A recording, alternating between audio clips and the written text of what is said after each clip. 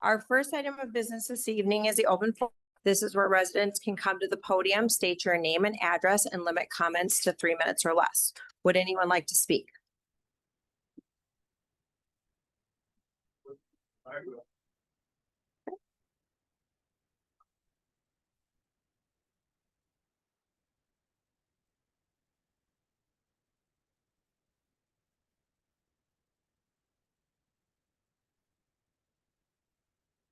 Mark Nystrom, 9565 Park Avenue Northeast. Well, none of this probably matters because we're so deep into this now that it's never going to change. But I'd like to congratulate the city council for getting us on KSTP 5 segment, your tax dollars. Now no one will want to live here, or no one will be able to sell their house because taxes will be, nobody wants it.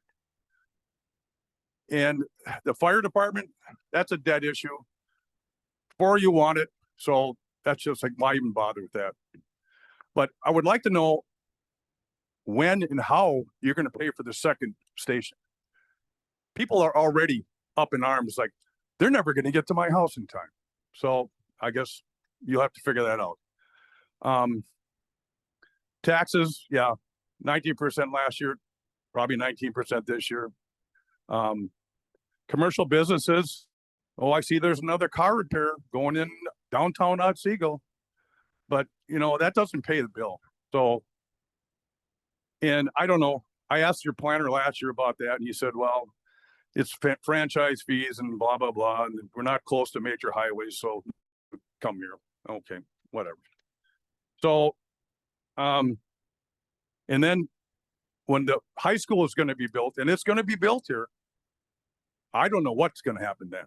So, you know, we'll be the highest per capita property tax in the state of Minnesota will be Otsego. So that's just my opinion, but thank you. Thank you. Thank you.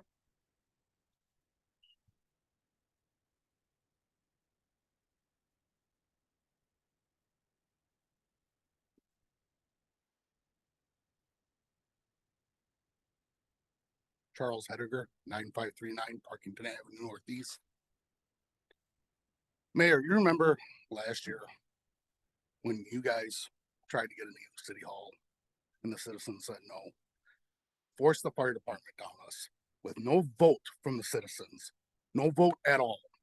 You took it upon yourself and the council, other than Ryan, to force the fire department on us. And this is what's raising the taxes. You all should be ashamed of yourselves.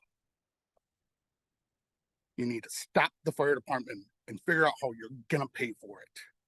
How the city's gonna pay for it. Stop building it. Sell the fire trucks to pay for what's built now. We don't need them. Mend relationship between the 3 cities that did do our fire contracts because they did a good job. I live in the far corner up by the river of 101. You're building a fire station that's 6 more miles than Elk River Station 1.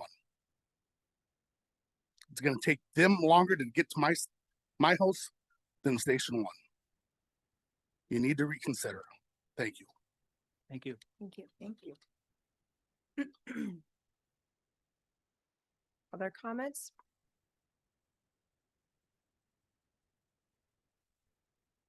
Chad Brown, 14340 88th Street. Good to see Tina here today.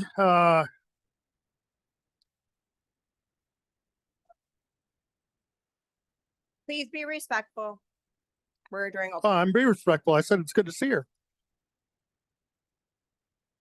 I don't understand why you guys couldn't build a smaller fire department and actually have that money out at least 2, one on the east, one on the west of Otsego. The way Otsego is shaped, it seems like you guys just threw a dart and said, "Oh, whatever." I know you guys did a survey and found out what exactly would help, but it doesn't make any sense. And these people, you even said when you guys voted, Mayor, you said, "Well, I don't want anybody's taxes to go up," but yet you do this behind our backs. And the people that voted for you should be ashamed. And I hope they learned their lesson. Thank you.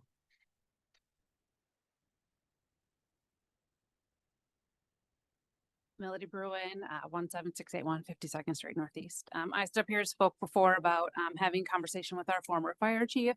And it would take, per his words, 8 minutes and 56 seconds to get. That is 4 seconds under the cap in a perfect world. It's never going to happen. I've since changed my homeowner's insurance to expect a total loss due to these decisions that you guys are making, which costs my family more money along with these taxes. I don't understand why we've broken so many relationships to have a fire station that requires us to have a second one. I don't know how you guys all didn't see that outside of Ryan. And Ryan, I want to thank you for your due diligence on this. I know you did everything you could. I can hear it in your voice every time you spoke. And for whatever reason, no one else could comprehend what we're getting ourselves into. I also remember standing in the Public Works building, Mayor Stockamp, and speaking with you one-on-one during the open house for the expanded campus. And I asked you questions that were really difficult for you to understand, and sorry, not understand, difficult for you to answer, because you kept saying that you didn't have your notes in front of you or your book with you. I work for a large retailer who builds like all over the country. So I help them decide their budgets. That's what I do for a living. And I asked you how you decided that it would be $32 million to build a city campus. And you couldn't answer, and you couldn't answer. And I kept asking. And you said to me verbatim, well, we had to pick a number. That lost all my faith in any decisions that anyone sitting up there right now makes. You're not listening to Ryan, who is the only voice of reason. And you're causing my family to have to multiple things to be able to stay here and live. And that's really disappointing because we just moved here. And we love the people that we're meeting and the things that our family is getting to do and having experiences here. But this is making it incredibly difficult for us to do those things. So I really hope that you guys can take a hard look in the mirror, all these people behind me and what we're trying to say. This is a terrible decision. How can we pivot? How can we listen to this new interim fire chief with his new suggestions? They're going to be, don't do what you're doing. It's clear to everyone, but specifically the 3 people right in front of me that are here and the one that's not. Thank you. Thank you.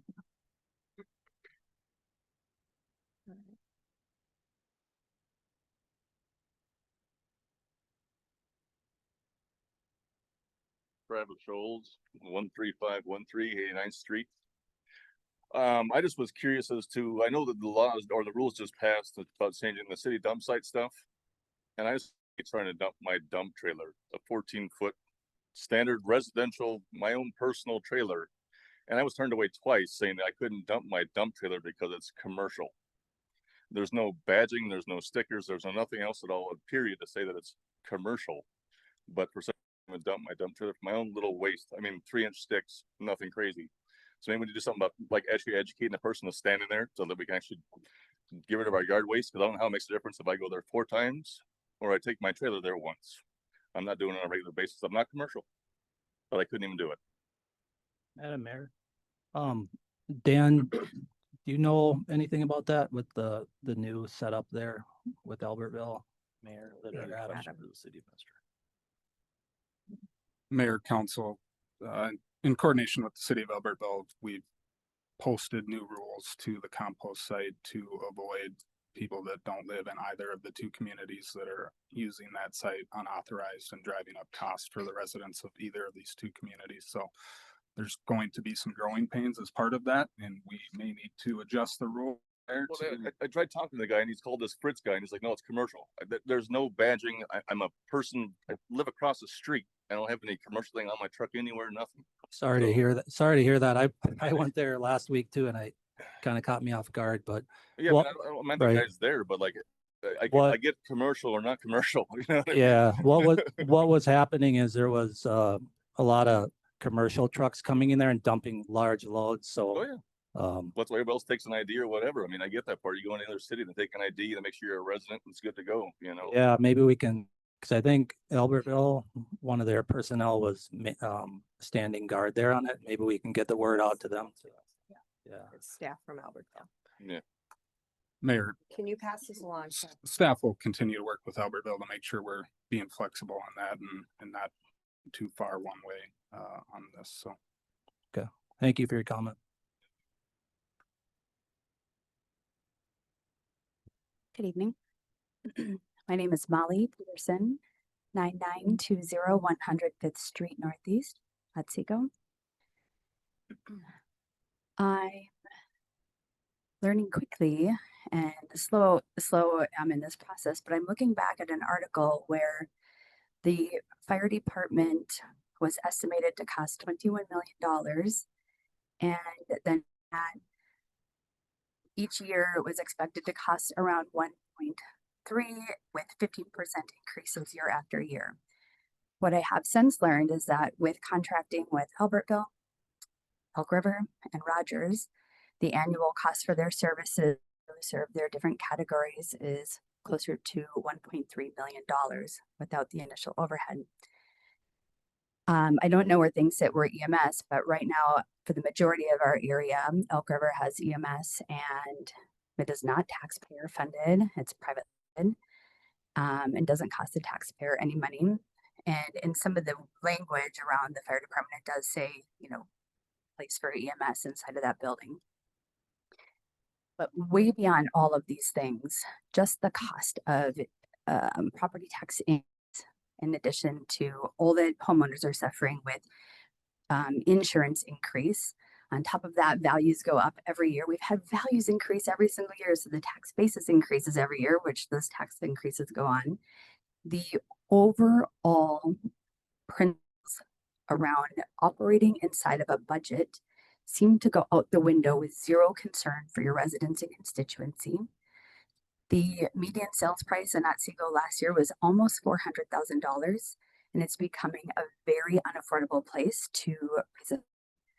And my hope or request is that there would be more discernment around how money is spent and remaining inside of a budget. Thank you. Thank you.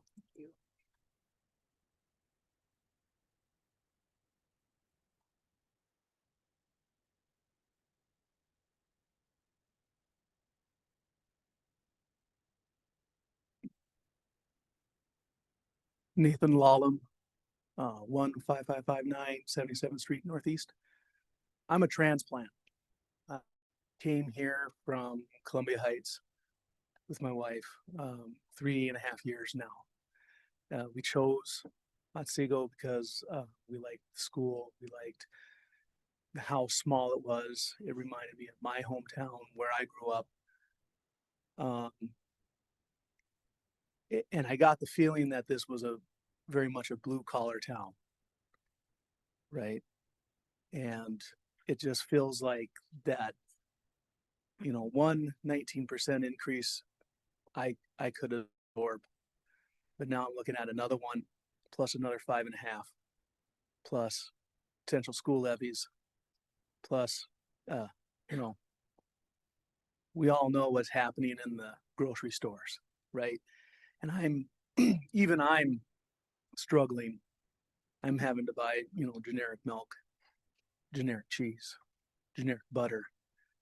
You can't get more generic than what that is, right?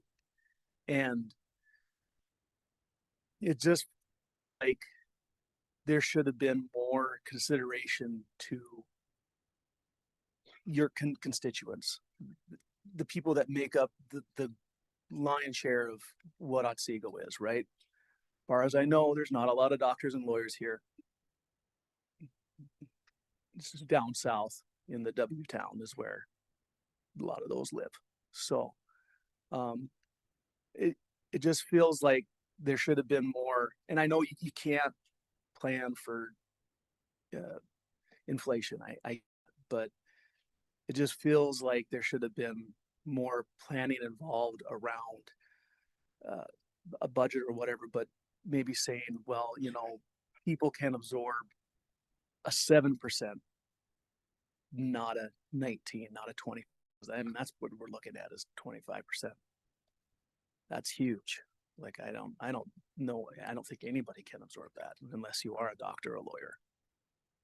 So it's disappointing, and we're going to make the best of it, as I know a lot of people out here are going to do too. But it just feels like there should have been more thought for the working people.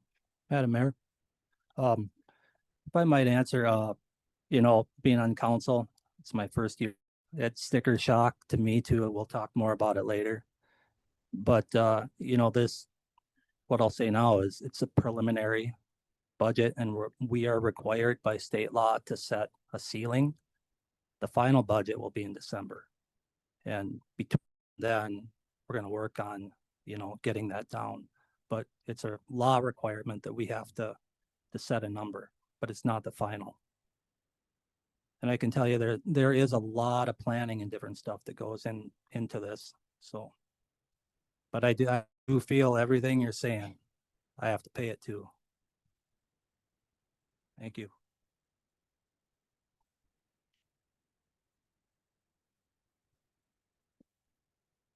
Mike Reese, 12096, 68th Circle Northeast. As a note to the planning, there was a fire study in 2017 that said we should have a substation with Elk River instead of starting our own department. And that was never a thing to, I heard, go through the process during this whole fire department forming. Never heard anything about the fire study saying, oh, maybe we should consider this. It was all jumping in head first. Now we're stuck with equipment, and I'm going to be living farther away from a fire station now, even though you say it's going to be better because we're going to have 10 full-time firefighters and 20 paid on-call firefighters.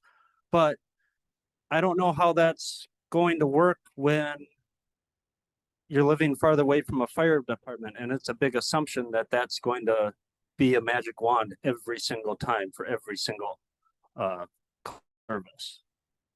That's it. Thank you.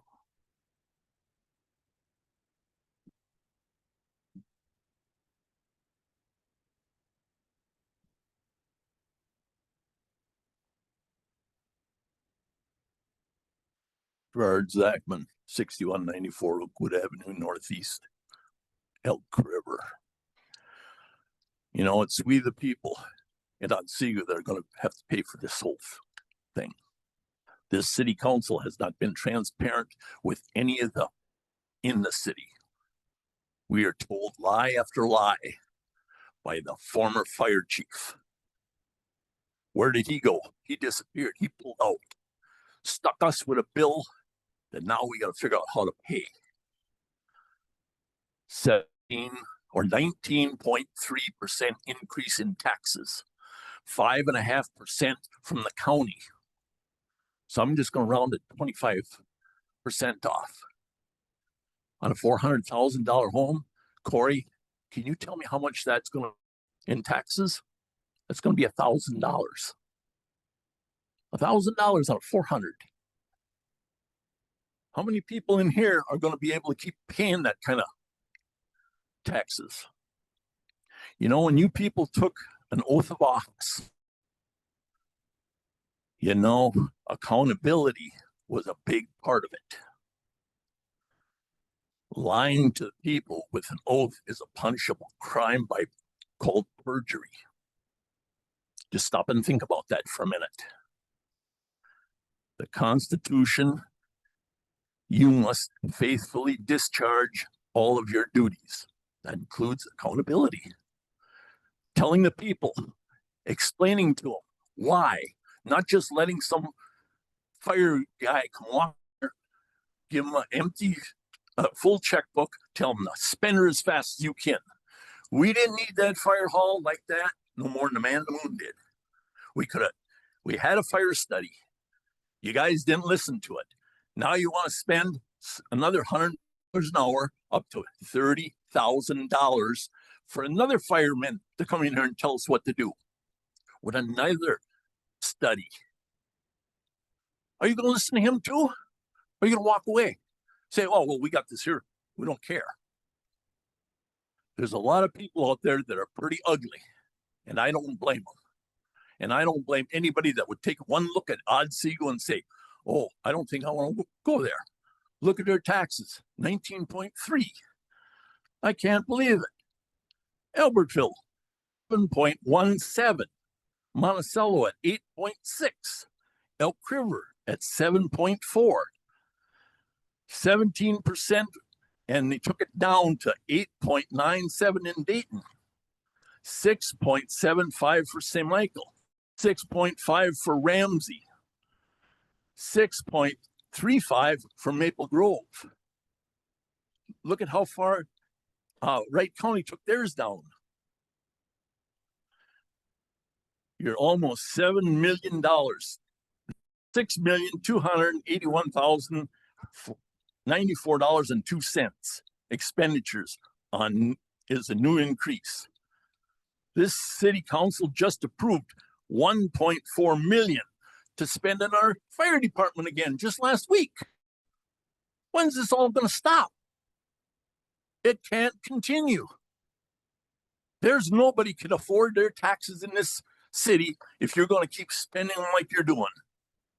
So I think it's about time that each one of you take a good hard look at what's going up there to the people. And I think it's time to shut it down. Let her sit there for a few years. Start saving some money. And then maybe open it up again. Or keep looking for a decent fire chief that knows what the hell he's talking about. Lying to everybody and you guys sucking it up like you did with the last guy. And then he disappeared like he did. He took each one of you guys for a ride. And he took us all for a ride listening to you people. And you just let him do it. I'm angry and come up here. My wife didn't even want me to come to this meeting because I was so upset. But I'm not afraid of it. And I'll say what I want to say because it's we the people that are your bosses. We tell you what to do instead of just going spending money as fast as you can come up with it. I think you better start taking a hard look at it and really take a deep look and say, hey, this ain't going to work. You knew it from the beginning. You took that fireman's foolishness. He wanted to make Taj Mahal of the world, of at least Minnesota. Because everybody that sees it says, what in the world is Otsego doing? That's right, a wannabe city. That's what you are. Thank you.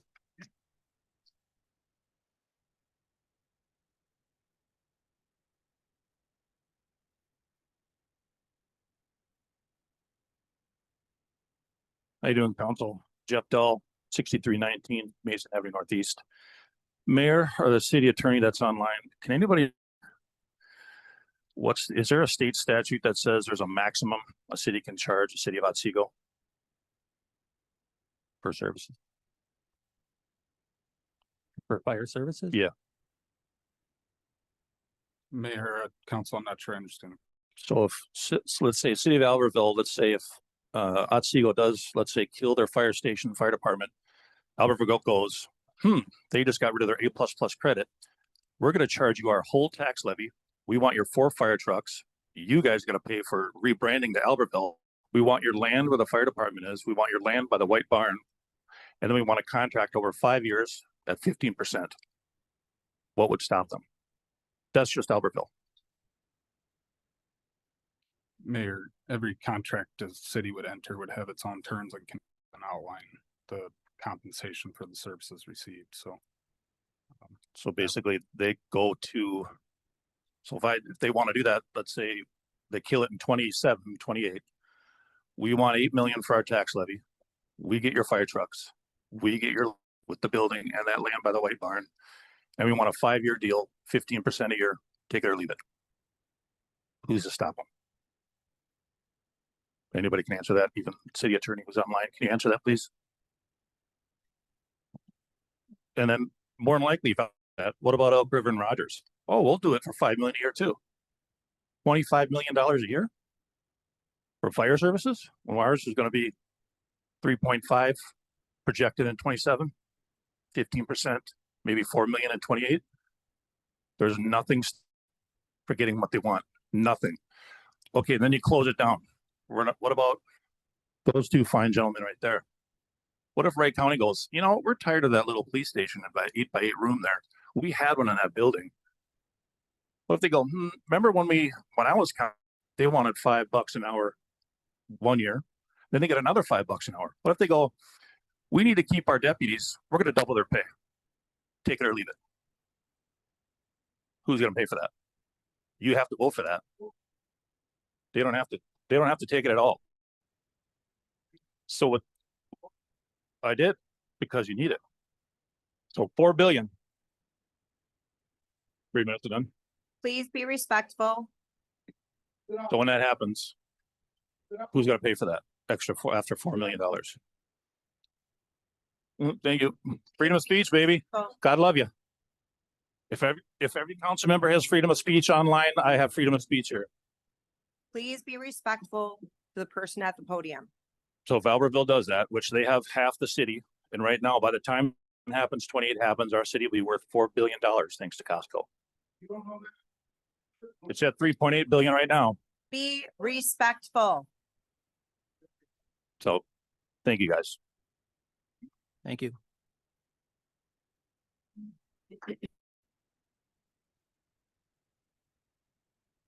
Bird Zachman, 61. I'm up here second time.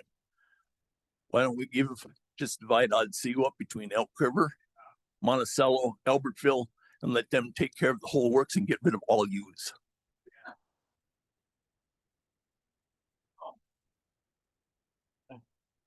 Gabe Davis, 6689 Packard Avenue Northeast. To your point, when Otsego Township was becoming a city, having the different cities annex parts of Otsego, that was part of the discussion at that time. It didn't happen. Okay. You guys are going to vote tonight on spending another $1.4 million on the fire department. 0.4 last week. You guys wasted $1 million on your Otsego Hall project.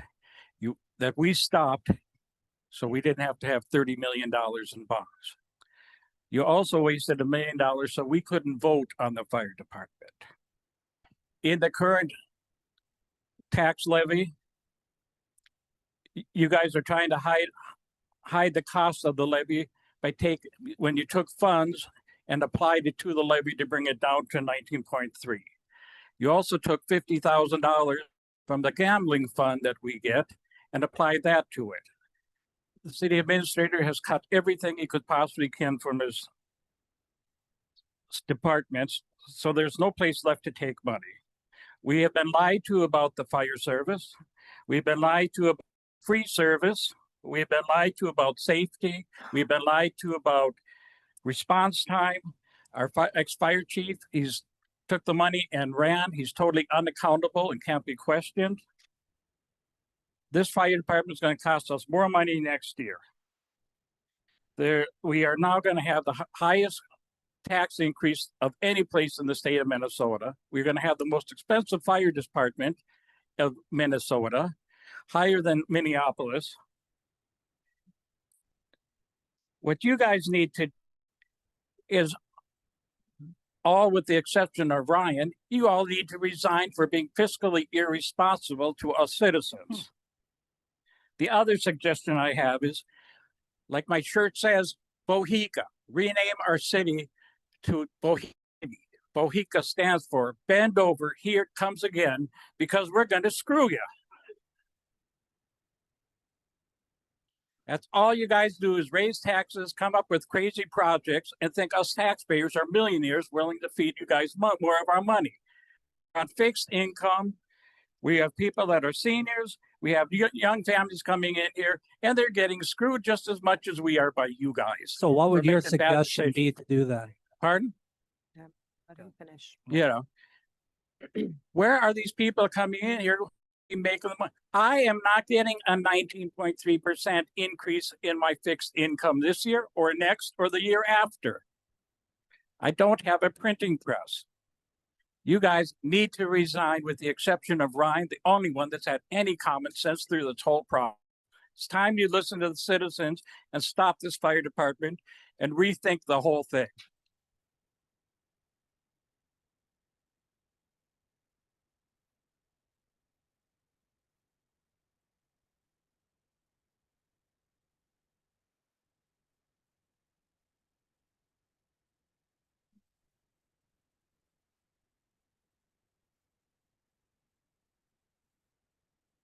I wonder how many people here have lived here 69 years. 69 years. I'm so, I worked 40 years for a company and my wife worked 42. 40 years. You know what's going to do? Take 2 years for you guys to take my house away from me. When I built my house, you told me what I could build and what I couldn't build. When I built my garage, you said you can build, this is all you can build. When a fire hall, you have no problem taking my money. You know what my taxes are? $7,999 on 2.5 acres. Explain that. And we're on a fixed income. We're both retired. I've been here all my life. I grew up across the road from where I live. You explain that. And I want to know which one of you up there and the fire chief is qualified to build that building. Who knows anything about fire halls up there? Who knows about it? I work for Cargill, and you know they don't lose money. When we got bids for jobs, we would sit around and discuss, you know, this is overkill. Why are we doing this? Or we can cut here. You guys just took the top dollar and you went right to the pig with it. And it just pisses me off.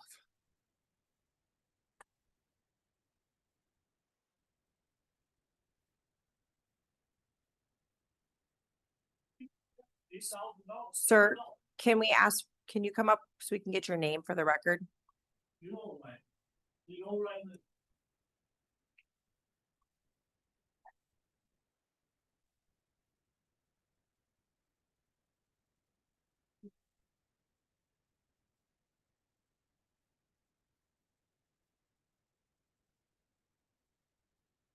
Brian Merkley, 7551 Ogren Avenue Northeast. Just give you a little background. I moved here because I thought it was going to be a great city to live in. I'm an engineer by trade in the semiconductor industry. I designed and had a builder build my home. I built it to live in it for the rest of my life. I have zero into my home. Every doorway is 36 inches. My walls are 2x6, so I don't have any breezes. That's the only home I've lived in this weather extreme that doesn't have air moving without anything open. 4 years ago, because I saw the writing on the wall with the decisions by the folks that are elected to this city, continually raising taxes, and I just want to ask, we build several hundred homes every year. There's got to be more taxes collected from that than it's sitting as a property for a farming, doesn't it? Do you collect that difference every year? I'd like to know what the home building increase from year to year gives the city for taxation versus what the property did farm land. And I've already decided, and I knew the writing was on the wall, the home I want to live in for the rest of my life. I built it to live in. It's everything's on one level. But 4 years ago, I knew I couldn't stay there. I've already acquired acres in another state where I went with my building for my home to that county building, had them spec out my home, what it would cost to put on my 5 acres I bought in that community. It was less than a third 4 years ago than I'm paying. And that's why when I retire sooner than I want, because I know I'm going to be taxed out of my home, I'm leaving the state when I retire because I can't afford the property taxes here in this community that I plan to live in for the rest of my life. So thank you, but no thank you. Thank you.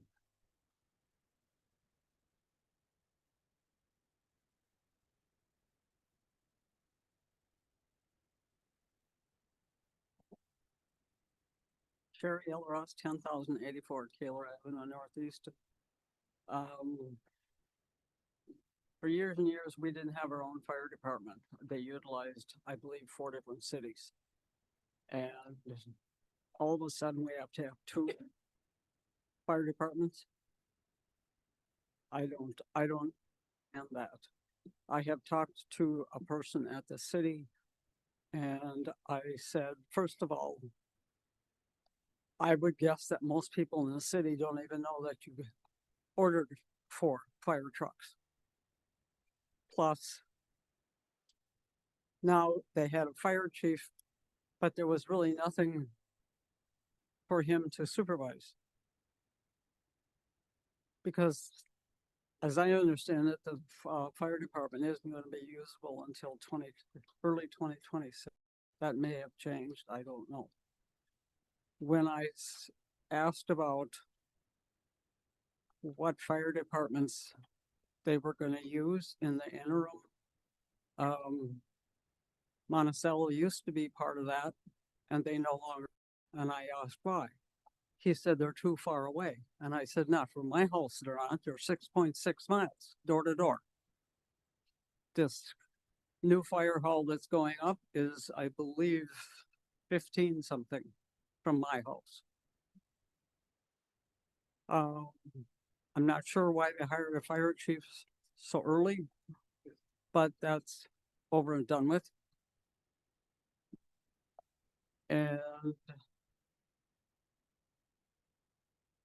it just this amount of money. And I also asked that same person, I said, how were all the voters or the households in the city notified about this fire department thing? Well, they can come to the meetings or they can go on our website and read the minutes. I said, how about a direct mailing to every household? Well, then we'd be criticized for postage. That's what I was told. That's a terrible reason. We're spending all this money on the fire department and we can't send a letter to every household to tell them what's going on. That has not sat well with me, and I think that was sometime back in last year. But it just seems like the city is just soaking up money from the residents. And I've been tracking the franchise fees that you get. That started several years ago. For our household alone, we have paid approximately some dollars. And Wright Hennepin is stable at $4. That's where they started and they still are. Spectrum goes up and up and up. I don't know why this franchise fee is so different, but back in July of 2020, we paid $5.99 a month for franchise fee to the city of Otsego for Spectrum alone. In September of 23, we were paying $7.06 a month. August 5, it's up to $8.14. And that's just one household. Multiply that times 1,000 households. And if some of you people back here haven't looked at your bills in detail to see if you're paying a franchise fee, and that's just on 2 weeks, I'm sure there's money coming in to the city from other companies also, which increase their expenses because now they have to track it and submit it. It just doesn't sit well with me. And then I was shocked to find out they're going for a second fire department. Oh, thanks. Thank you. Adam, can you comment on the Spectrum? Mayor, council, Spectrum franchise fee was put in place in the 1990s. Percentage is based on 5% of TV services that a customer might have, not on phone or data services. So if your cable portion of your Spectrum bill fluctuates month to month, or you upgrade to a different package, or maybe level of service or get a promotional deal, you're paying that 5% of whatever your portion is for cable TV. Why do you think that? than paying high taxes now and now with this other.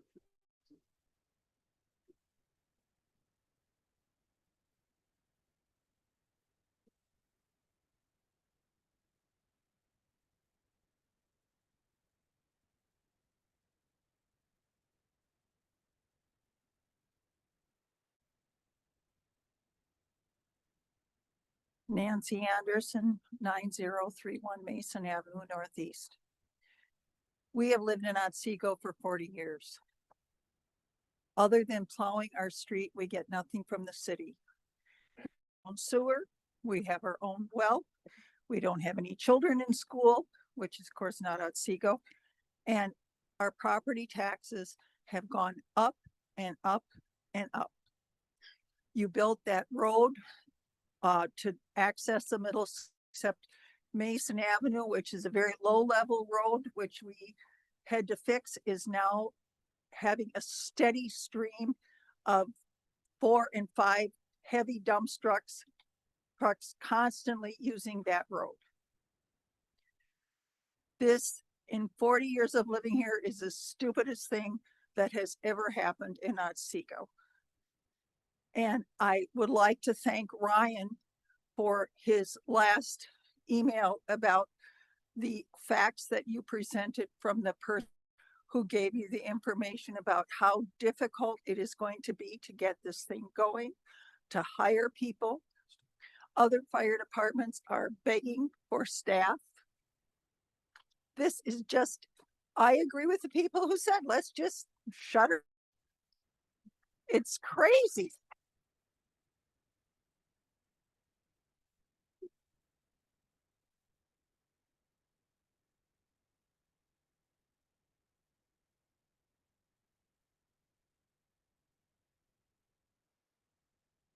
Deb Merrill is 14682 84th Street Northeast. What are you people doing to prepare for the homeless population that you are creating? What are you doing? What are you doing? Where? I live on 84th Street. It's a main drag. They're probably going to tent in my yard. If I can pay my taxes to stay there. What are you going to do for the homeless population that you are creating? Coming. They are here. And they're in the homes you're taking away now.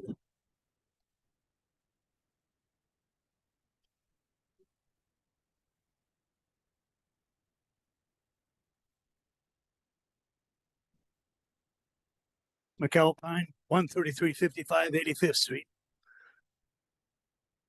Just like everybody else up here, I think it's a bunch of bullshit. I mean, look at the table, folks, look around the table and take a good look at one another and just, what in the hell are you doing? You're supposed to be representing the people of Otsego. We sure are not in the hell going along. You people have plans. It's unbelievable. I can't figure it out. My father moved in here in 19 whatever. I moved to Otsego in 1947 on the west side of Dayton. It was a part of Otsego then. That's 78 years ago. And I've seen a lot of shit come and go. And I've seen a lot of people like you sitting up here when Otsego was a township. They seemed to work with it. They were farmers. They knew how to work and they knew how to work with a company and how to build. But you people just don't seem to have it. And that many years, I mean, after being here for that many years, I cannot believe that you don't get it, what the people want. I actually think that you're under the gun right now. I mean, it's almost embarrassing. I mean, you all should just turn around and take a look and see what in God's heaven name you're doing to the city. Cause you're sure thinking of the people of Otsego. There you go. Thank you.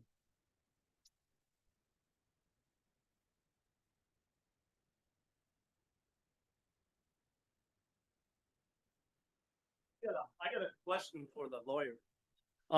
You know, in the wintertime, you're supposed to keep the snow away from the fire hydrant. Well, I'm Dale Colas. I'm gonna tell you my address, so if there's a fire, they know how to get there. 14251 Northeast 70th Street. You go outside my yard, and you try to find that fire hydrant. Then you go through the roundabout by Merlin Blair's, and you try to find that fire hydrant there. Because the hydrant's this high, the weeds are this high, and then you got a little red pole sticking out. You tell me how you people are gonna find that in an emergency. That's a bunch of bull. If it should be the same rules, I would think, don't you have to keep it clear so they can get to it? I don't know. And another thing, I was thinking back there, a new motto for the fire department, if it does get built. We've never lost a basement.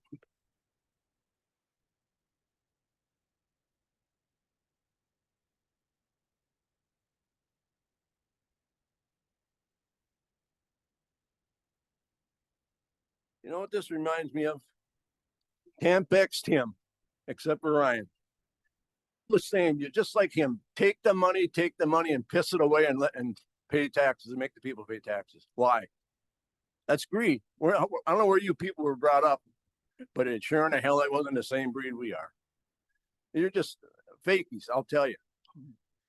I don't know. This building back here you just built. How much did that cost you? Don't tell me you didn't know because every one of you on the board. What for? What is it? How much it cost you? $1 million? Well, don't look at me like I'm dumb. I'm asking you a question. Brian, you're on public. You're talking about the Shed back there where your New cold storage. yes, helpers were scared of the snow. 1.4. Is that a good number? That's correct. How much? 1.4. Yeah. That's nice. You needed that before the fire department. You just piss that money away wherever you can get it, can't you? Put up because your guys can't let their trucks warm up because it's cold out. Why don't you go to Sharber's, a bunch of them other places? Their new equipment sits outside. You don't see them putting it all away. You got a bunch of pansies like that, like my old man told me. You don't want to do it, get the hell out. But we worked anyway, right through it. And we all made it. But this is a joke. It's greed. And I told the first night we were here, you had that Wisconsin fire chief, whatever the hell you called him. I took him in the back there and I said, why in the hell don't you give me the keys to the pickup and get your ass out of here? I'm in trouble. And the Kraus Anderson guy told him the same thing. You got the job. No, we don't. So I called up the city and they said, you got 4 days to get a bid in here. I called Rogers, Elk River, Princeton, 5 different fire. They said, what are you talking about? Oh, Otsego, they're putting a fire department up. We can't make a bid in that time of time. And didn't I tell you to go to Zimmerman and look at their fire department? $9 million. You know what Dingle Ball said, your fire chief? That was during COVID, it was cheaper. Now, that's a brain, isn't it? That's a brain. Then the next time I came here and argued with him, I said, you lied to me. Oh, I didn't lie to you. I told you the truth. No, you didn't, you son of a, you know what? Yes, I called Elk River, Rogers, and Zimmerman. And there wasn't a one above 9. But here you got, what do you got different? I know what you got. You got that dumb fool come here and tell you what you wanted. And you all said, that's all you can do here. Every time I look at the paper, everything's yes, yes. It's a joke. Don't your mother and dad ever tell you to teach you how to say no? You got this city so goddamn screwed up. It's terrible. And it's just like the mess in this city. Why don't you go pick that up during the days when you ain't got nothing to do? There's more trash on 39 than I ever seen in my life. If I had a match, I'd burn it. But we ain't got a fire department to put it out. But why don't you look at some of that? I told you one time before, get off on 101 and drive 3/4 of the way to what's the next town here? And just look at the shit in the ditches and that. Cars, 9 cars, trees tipped over. What are you going to do about that?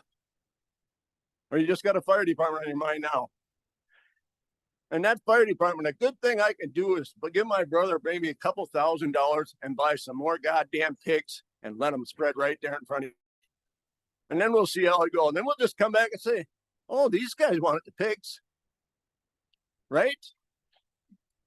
God, I can't believe you're this low. It's terrible.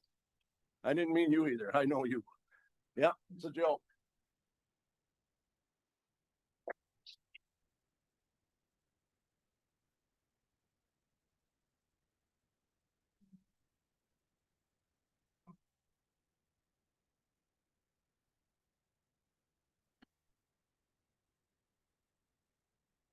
Mark Nysom, 9565 Park Avenue.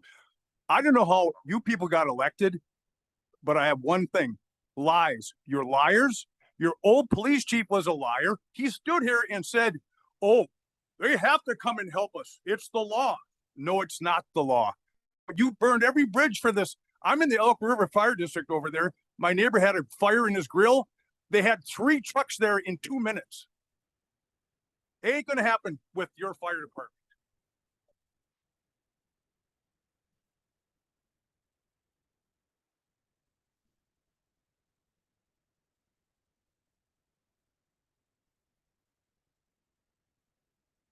Heather Dirkman, 13088 83rd Street.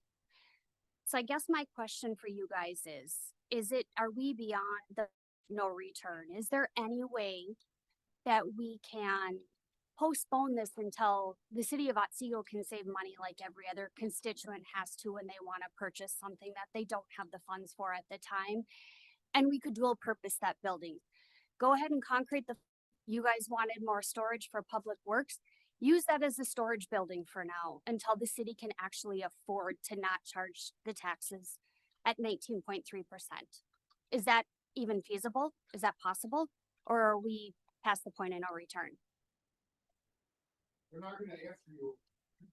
This is open forum, so we take your comments. But how are we supposed to learn anything as constituents? Because other than Ryan, none of you inform us what's going on. I feel like we're in the dark. You guys just make the rules and we're just supposed to abide and follow with no say. That's not what a democracy is. I don't understand how you guys feel okay going to bed at night doing what you're doing to the people in this city.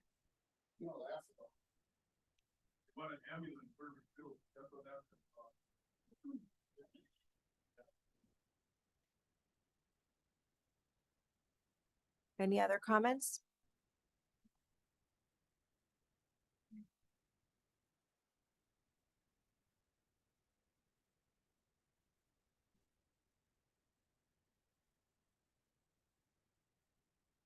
Matt Tell, 14186 62nd Street. All right. Y'all were voted in. Okay, closer to the mic. Sorry. Very hard to Or whatever. Y'all grow up here? Any of you? Were any of you born and raised here in Otsego? Yes or no? No.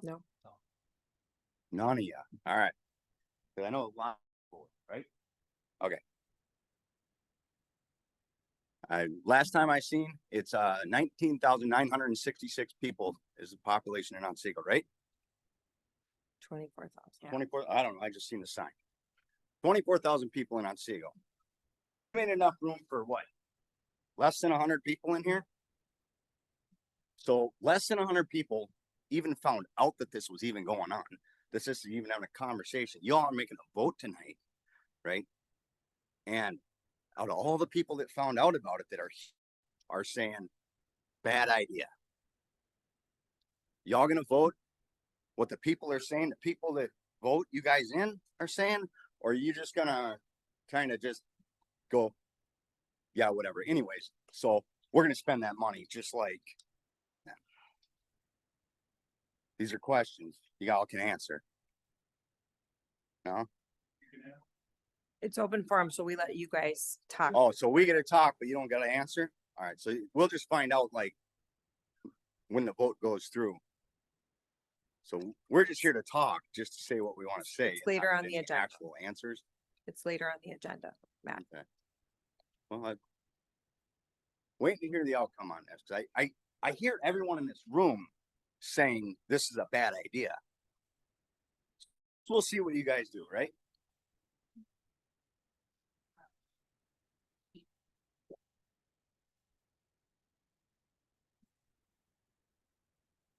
Any other comments?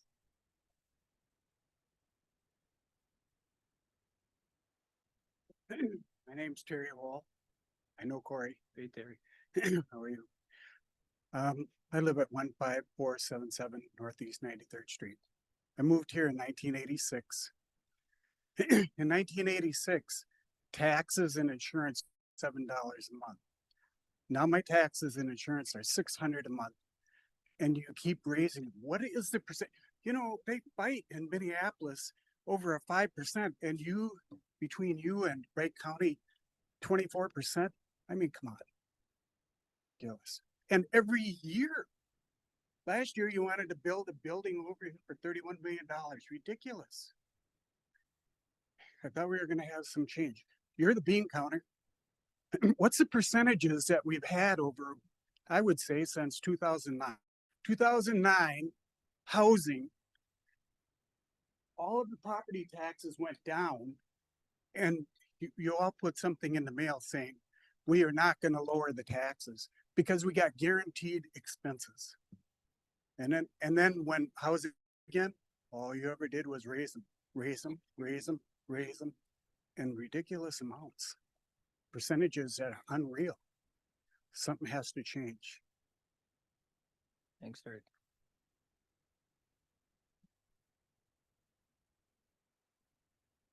Dave Davis, I forgot to ask this one question tonight.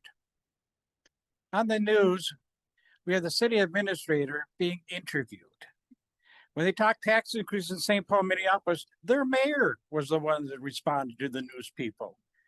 Otsego, why weren't you the main person, since you spearheaded this fire department, answerable to the press? I wasn't reached. Nobody asked me for a comment. Well, my understanding is they were directed to call you. I don't know if they made that call, but I certainly was expecting the leader of Otsego to be responding to the question about why we're having high taxes.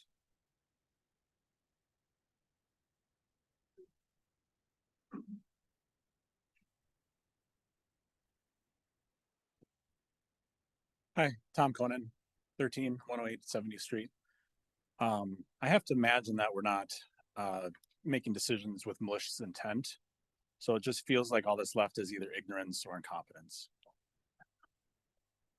If you talk to, and you've been hearing what people have to say about what these decisions that you guys have been making over the last month, weeks, years, it's not received well.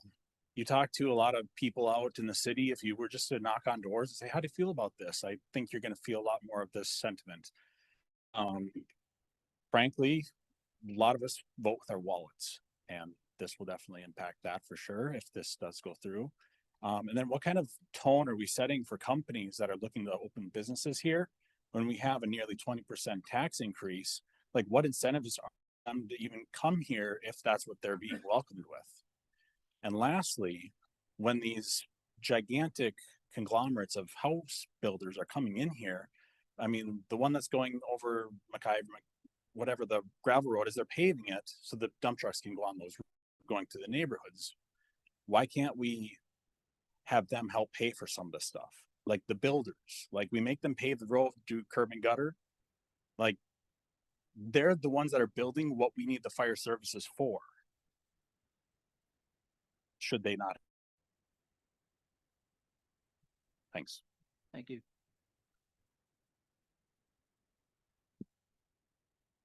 Any other comments?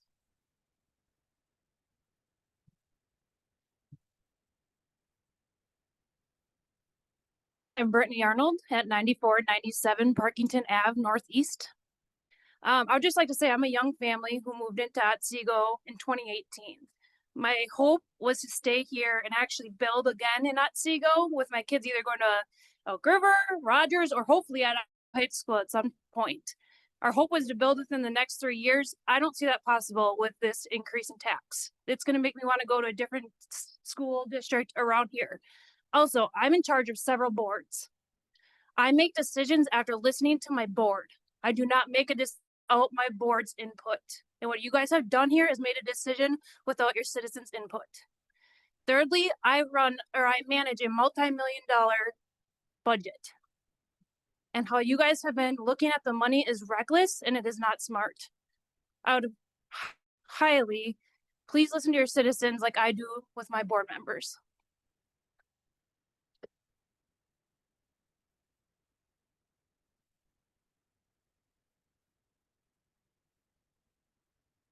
Any other comments?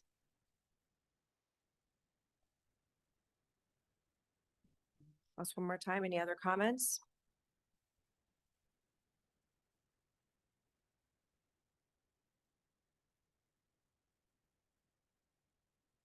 My name's Joel Peterson. I live on 825 Parquette Avenue Northeast.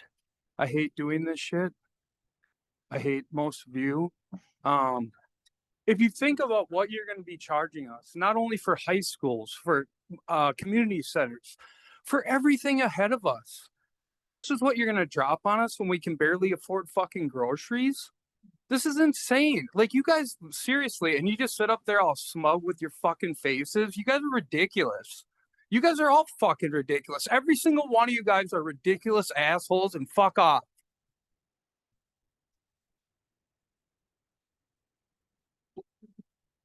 Fuck you guys. Any other comments?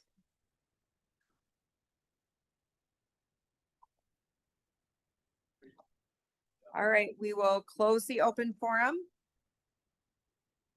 And we will move it up to the council to consider our agenda for approval. Does anyone have anything that they would like to add or delete at this time? Madam Mayor, Yes, Ryan. I would like to bring down item 3.3 off the consent agenda. Item 6.1.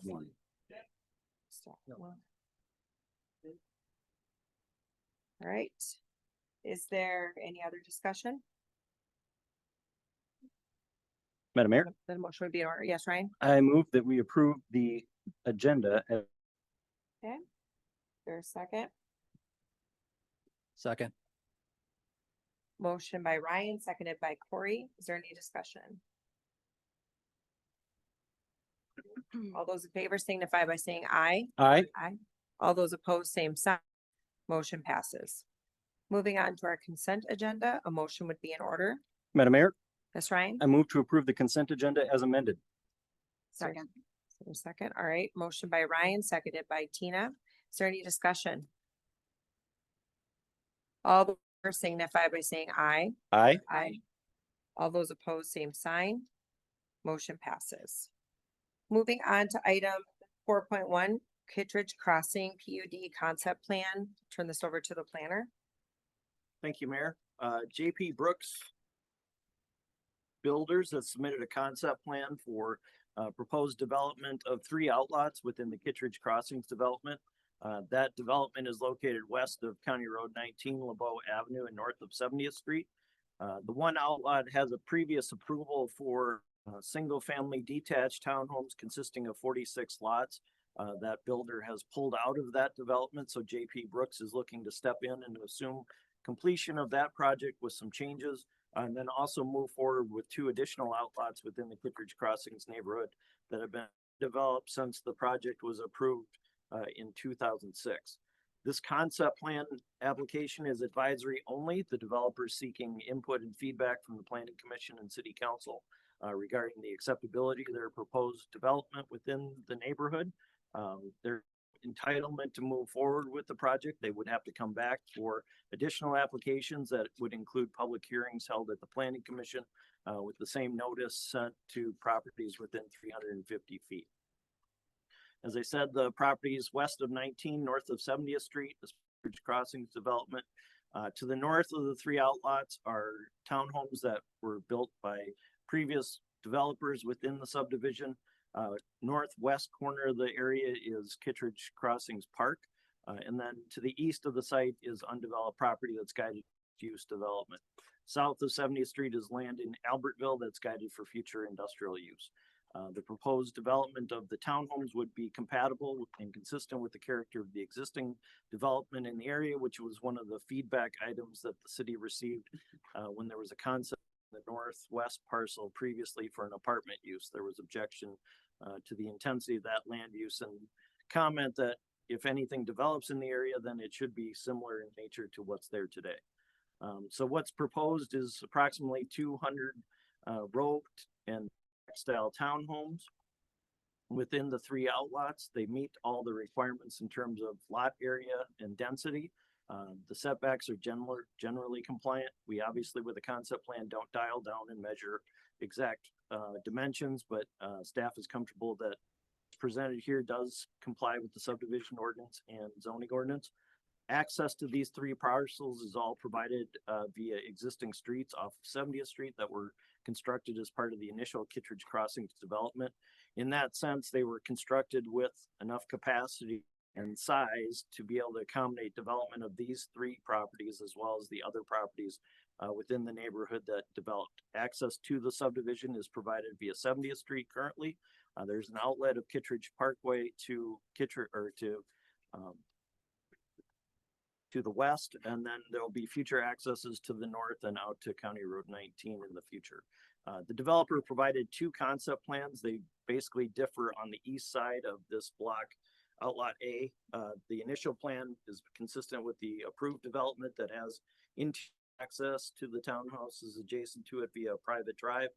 The second would change the layout to eliminate that private drive and provide direct lot access onto Calland Avenue. City staff doesn't favor that proposal based on Calland Avenue extending out to County Road 19 and potential commercial uses basically becoming a connection point between the 2 arterial roadways. The Planning Commission felt similarly with regards to that as well. The only other issue that the Planning Commission discussed at length was the transition from the existing twin home that was built by the first developer, Otsego Finest Homes, and then the single family detached that Central Homes built.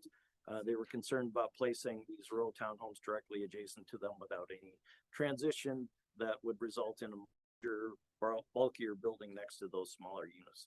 So that was the feedback from the Planning Commission that they were left. They also had comments about the architecture facing Kittredge Parkway. When it was initially designed, those homes were to front Kittredge Parkway. Now this builder's reversing rear-loaded front accessed home. And so they've attempted to dress up the visibility or the building view from Kittredge Parkway. And then we'll let the developer kind of compare and contrast the 2. City staff's recommendation was that the act is consistent with the land uses recommended by the comprehensive plan. The dwellings fit within the area that they're being proposed and that they're similar type and style to what's there today. The site plans generally demonstrate the ability to comply with the zoning ordinance. We did have 15 conditions that we added, comments that they would need to address moving forward to a preliminary plat application. Planning Commission reviewed this at their meeting on September 15th. So as to ensure there's transparency as part of the development process, we do have that as a public hearing so that the public has an opportunity to come to this preliminary stage 2 and make comments.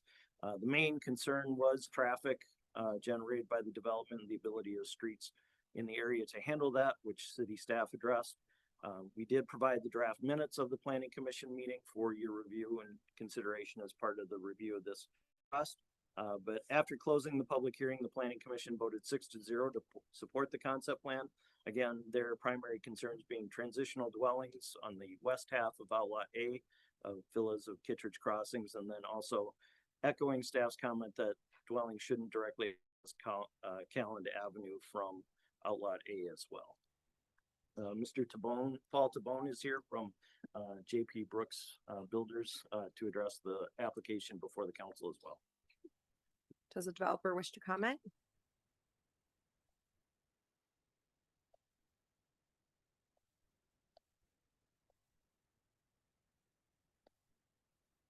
Good evening, Madam Mayor, members of the council, Paul Tabone with JPB Land.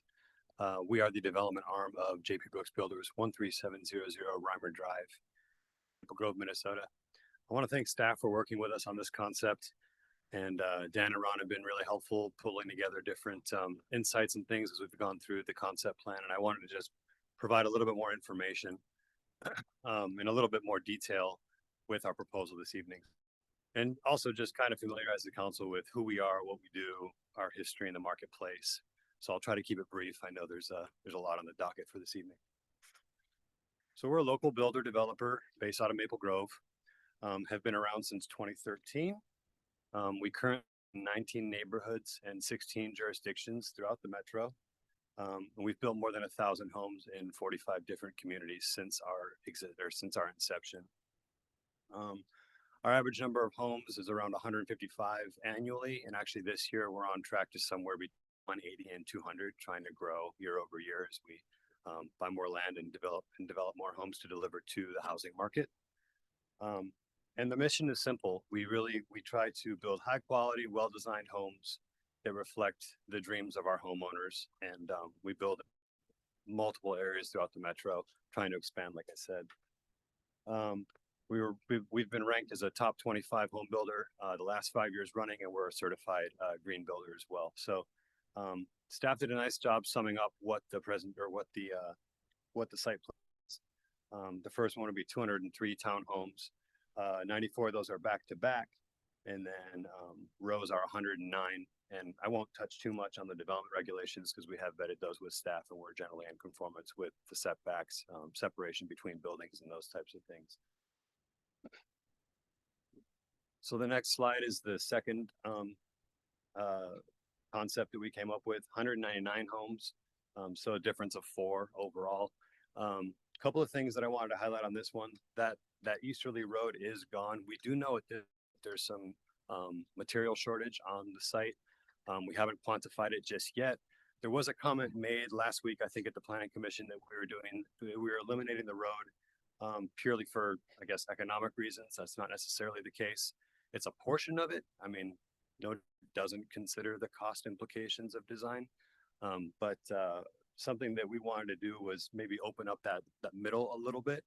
And we believe that 7 driveways along Callan there would be pretty negligible in terms of what's been planned for the area. I mean, there's town where else. And so if you go back, just go back one slide, Dan, sorry. We thought that it maybe kind of spaces things out a little bit on that east side instead of having everything so tight along a private drive. It does save on infrastructure install and ultimately public works maintenance as well.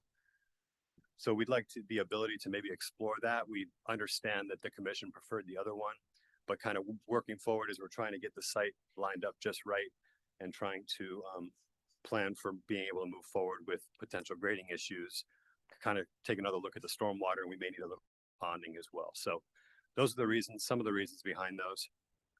So we can just move through this.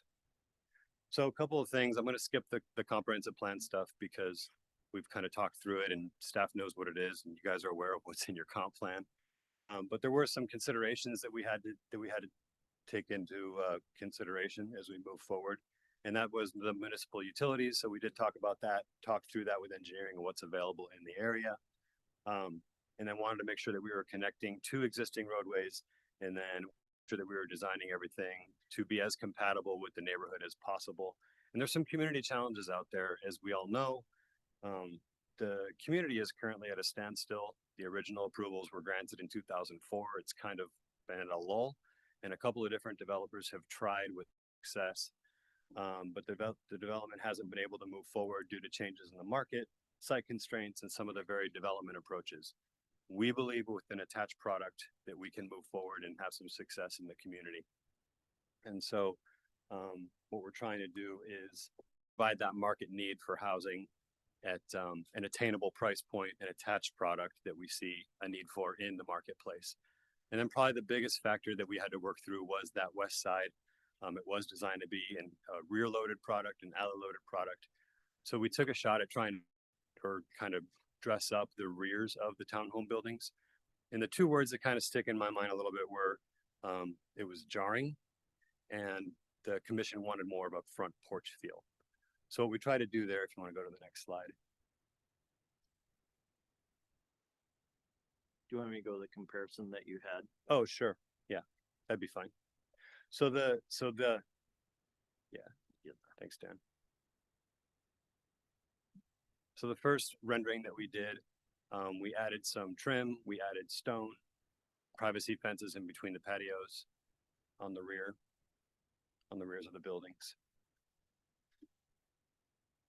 And then we took into consideration the mature landscaping. That's also a factor that we wanted the city to let you know that we understand that it's important with those trees along the street there.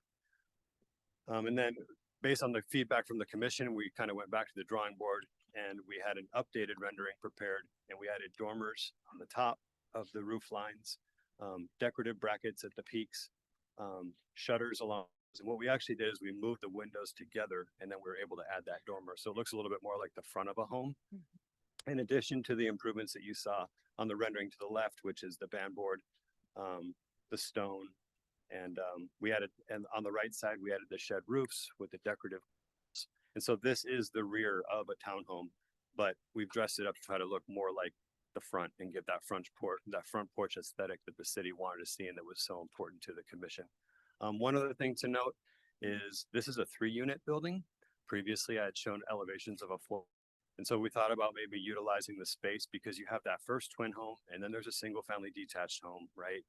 And so the thought was maybe instead of going, 4-4-3-4, we could go maybe 3-3-4-4 and utilize a little bit of that spacing. So it didn't come across as jarring. It's the word that kind of stuck in my head, and it was referenced, and I heard it loud and clear. And we wanted to let you know that we're trying to work with the city on that. So that's kind of the gist. That's what we're trying to accomplish here. We believe that with this product, we'd be able to move. And ultimately, we're trying to bring the city's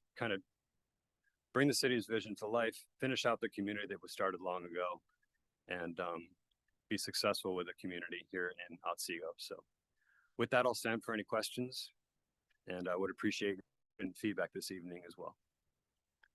I have a few comments. If it's okay if I go first. So Paul, I would agree. I was here at the Planning Commission and do have concerns with the Kittredge Parkway and the lane. Those people, have family homes. They expected they were getting something very similar to that. And so I can appreciate that you moved it down to 3, but it's still, to your words and using the jarring, it still seems very jarring to me. If I'm living across the street, expecting there were going to be single family homes there, seeing a row of 3 townhomes isn't what I think those residents expected they were going to be living next to. I also had concerns with Callan. There was a lot of residents that had brought that up about traffic and schools to the north, when that connects over to 19 eventually. So I'm not in favor of the second concept, I guess you would call it, where the driveways are coming in on Callan. I think that road backs up. We do have to be school being there and just all the residents to the north that use it in the other townhomes. One other thing was someone had brought up a possibility of you adding a trail segment to get into the loop for the park if you're on the east development. Had you thought about that or toyed around with that idea?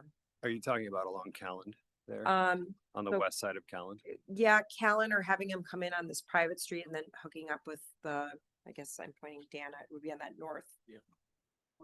Is there a way for them to connect? And I know that the discussion was, what does that look like? Because the lady that came in and commented lives to the north in the townhomes that we're not talking about with this development, but just made reference that people are cutting through her yard to get to the park if they're on that east city. So I do think having a way in potentially for residents, since there is that trail there, makes sense. And so I would support that comment. City staff's recommendation is that there be sidewalks on both sides of Callan, and then there's the existing sidewalk in 71st Street. A trail connection through the private development creates issues with maintenance as to who's responsible to maintain it, where is it connecting to. So recognizing that, yeah, people are going to go overland to get to the park, that's just going to happen, but public access would be intended to be on-street sidewalks. So using Callan and 71st. Correct. And council also just, so everyone was passed out the correct one. If you're looking online, it was correct in the pack, online, but not in our packets. Any other comments? Yeah, Madam Mayor, Yes, Ryan. I would just, I think I would echo, everything the mayor said. I think the transition needs to be a little bit more, smooth on the west side, I guess I would say. I agree that plan or the concept that has the drive lane, is the one I would go with. I would also say up in the northeast corner, of the plan, there's the two driveways that are on Calland that are sort of on the inner radius of that curve. I really don't like that. I think that's, that creates some sightline problems. If there's a way to make that an inner, part of that driveway network, I think that's a lot better. It might not be an issue over the next couple of years, but as that road extends, that would be a very dangerous driveway on that inner radius. The outer radius is better because there's better sight lines, but that one I would say we got to do something about that. You're saying on that northern cul-de-sac? The Yeah. top, Yep. Okay. which I'm assuming that, to follow up with Ryan's thing, that will punch through eventually. when Correct. Someone develops. So even that east one creates a problem too. If it's a through right lane, depending on how they curve the road. Yep. Yep.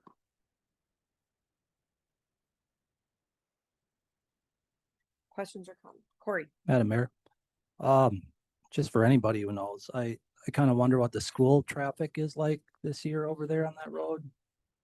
Cause the one question I have is, I guess it would be wait, see the name of it, but the road that's parallel to 70th, just above it with the driveway that's coming right out onto Calland. The one lower, closer to 70th. The private drive, yes, right there. Yeah, wonder, well, knowing my daughter used to go to that school and how busy it was, and that was like 10 years ago, but I've heard it's probably really busy now with school kids. Does anybody have any insight on that? Mayor, so that intersection meets spacing guidelines set by the zoning ordinance. Calland Avenue was designed as a commercial industrial street, so it's wider than your typical, it's designed like a residential collector street. So it's designed to accommodate traffic from the entire development through that. Obviously, there's peak demand. School is exiting from that area, pick up, drop off, etc. But because the intersection meets spacing requirements and the access onto the street would be controlled at limited points, it will function appropriately. Okay. But to piggyback off that, is it concerned that those two roads don't line up? Mayor, that's something we would pick up as part of the preliminary plat review. Okay. Yep. Just think that's To gonna make be sure that they do in fact align, yes. Okay. That was a concern. And I think we have, I saw in here about the trails, the trail along 70th, would that eventually go to Kittredge? Mayor, that's been completed now. Is it, that is Extended to done? It Kittredge, just wasn't yes. in here. Okay. Then what do you know about the would it be, I'm assuming? It would be an HOA. Yeah. By law, you have to have one because they're attached. So we would set up an HOA to move forward with the future townhomes. Yep. Yeah. Yeah. Other comments?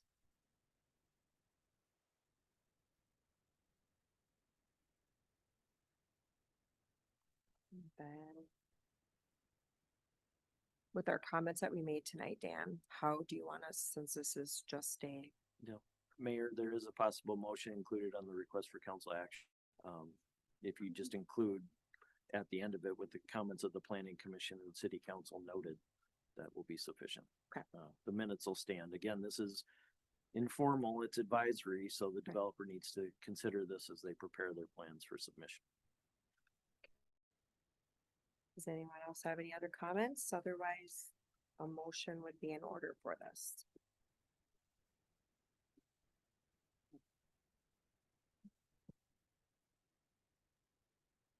Madam Mayor, Brian? motion to support the plan for outlots G and O, Kittredge Crossings, and outlot A, villas of Kittredge Crossings, subject to the comments of the planning commission from their meeting on 15th of September 2025, and those outlined in the planning report dated 3rd of September 2025 as presented, along with council comments. Second. Motion by Ryan, seconded by Corey. Is there any discussion? All those in favor signify by saying aye. Aye. All those opposed, same sign. Motion passes. Thank you. Thank you. Okay, item 4.2. Still Wild zoning map amendment, conditional use permit and preliminary plat. Dan. Thank you, Mayor. Thomas and Ashley Smith have acquired this 31 at the end of Kaler Avenue, south of County Road 39 in the northwest corner of the city. They're proposing to subdivide it into 3 lots. That requires the 3 applications listed on the screen. Rezoning to A2 district, a conditional use permit to allow lots less than 20 acres in area, less than 450 feet in width. And they will provide for the 3 single family lots as well as construction of Kaler Avenue as a permanent cul-de-sac. So this is located northwest corner of the city, south of County Road 30, east of Cadler Avenue. It's in urban service expansion area W2, which is likely to be 20 years plus away from receiving sewer. So what the comprehensive plan says is that development density should be allowed at 1 unit for every 10 acres, of allowing up to 3 lots to be subdivided from this site. The property currently is zoned A1 district. In order to allow development at 1 unit per 10 acres, you have to rezone to the A2 district. Surrounding uses include rural residential acreage lots to the north, shaded fields to the east, southeast, and the Riverwood National Golf Course to the west. The plat itself provides for dedication of right-of-way to extend Kaler Avenue from its current terminus, where there's a substandard cul-de-sac. They'll extend the road, provide a adequately designed cul-de-sac turnaround for service emergency vehicles as well as residents. There's also this roadway would continue to be gravel, like the existing segment to the north. The city may look to pave it, but at this point we're satisfied that we're acquiring the necessary cul-de-sac to allow for adequate access and turnaround. The lot requirements, all the lots are greater than 1 acre.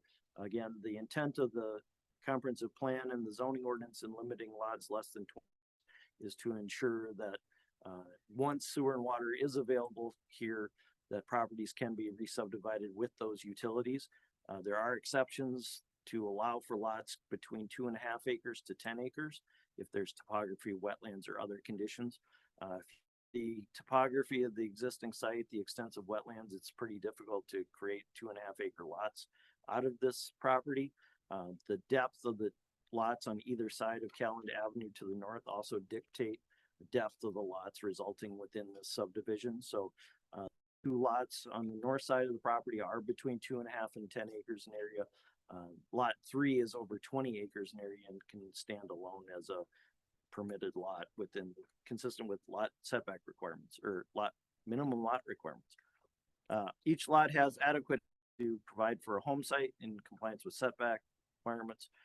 They will provide stormwater ponding for the roadway extension as well as any runoff from the home sites. Wetlands within the plat will be overlaid by drainage and utility easements to be protected from intrusion. Utilities will be on-site septic and wells. And then the plat shows all necessary drainage and utility easements for perimeter usage as well. The developer is required to pay park dedication as a condition of final plat approval, as the city's not seeking land from this property. One thing to note with regards to lot 3 is on the preliminary plat, they did illustrate the ability to extend Kaler Avenue all the way to the south plat line, as well as a local street being extended to the east. Those are illustrative only, indicating how streets extended in the future if sewer and water are available. That decision to extend those streets would be entirely up to the owner of lot 3 when utilities are available if they sought to subdivide. So it's just demonstrating the ability to provide for extension of streets and utilities in the future, consistent with the comprehensive plan. City staff is recommending approval of the application based on consistency with the comprehensive plan and compliance with the zoning ordinance and subdivision ordinance. The planning commission considered the application at their meeting on September 15th. The draft meeting minutes are a couple comments from property owners to the north. Nothing significant that would impact the development of the site. And after closing the public hearing, the planning commission voted 6-0 to recommend approval. With that recommendation subject to 9 conditions as represented in the fact and decision included in your council packet. Okay, thank you. Does the applicant wish to comment?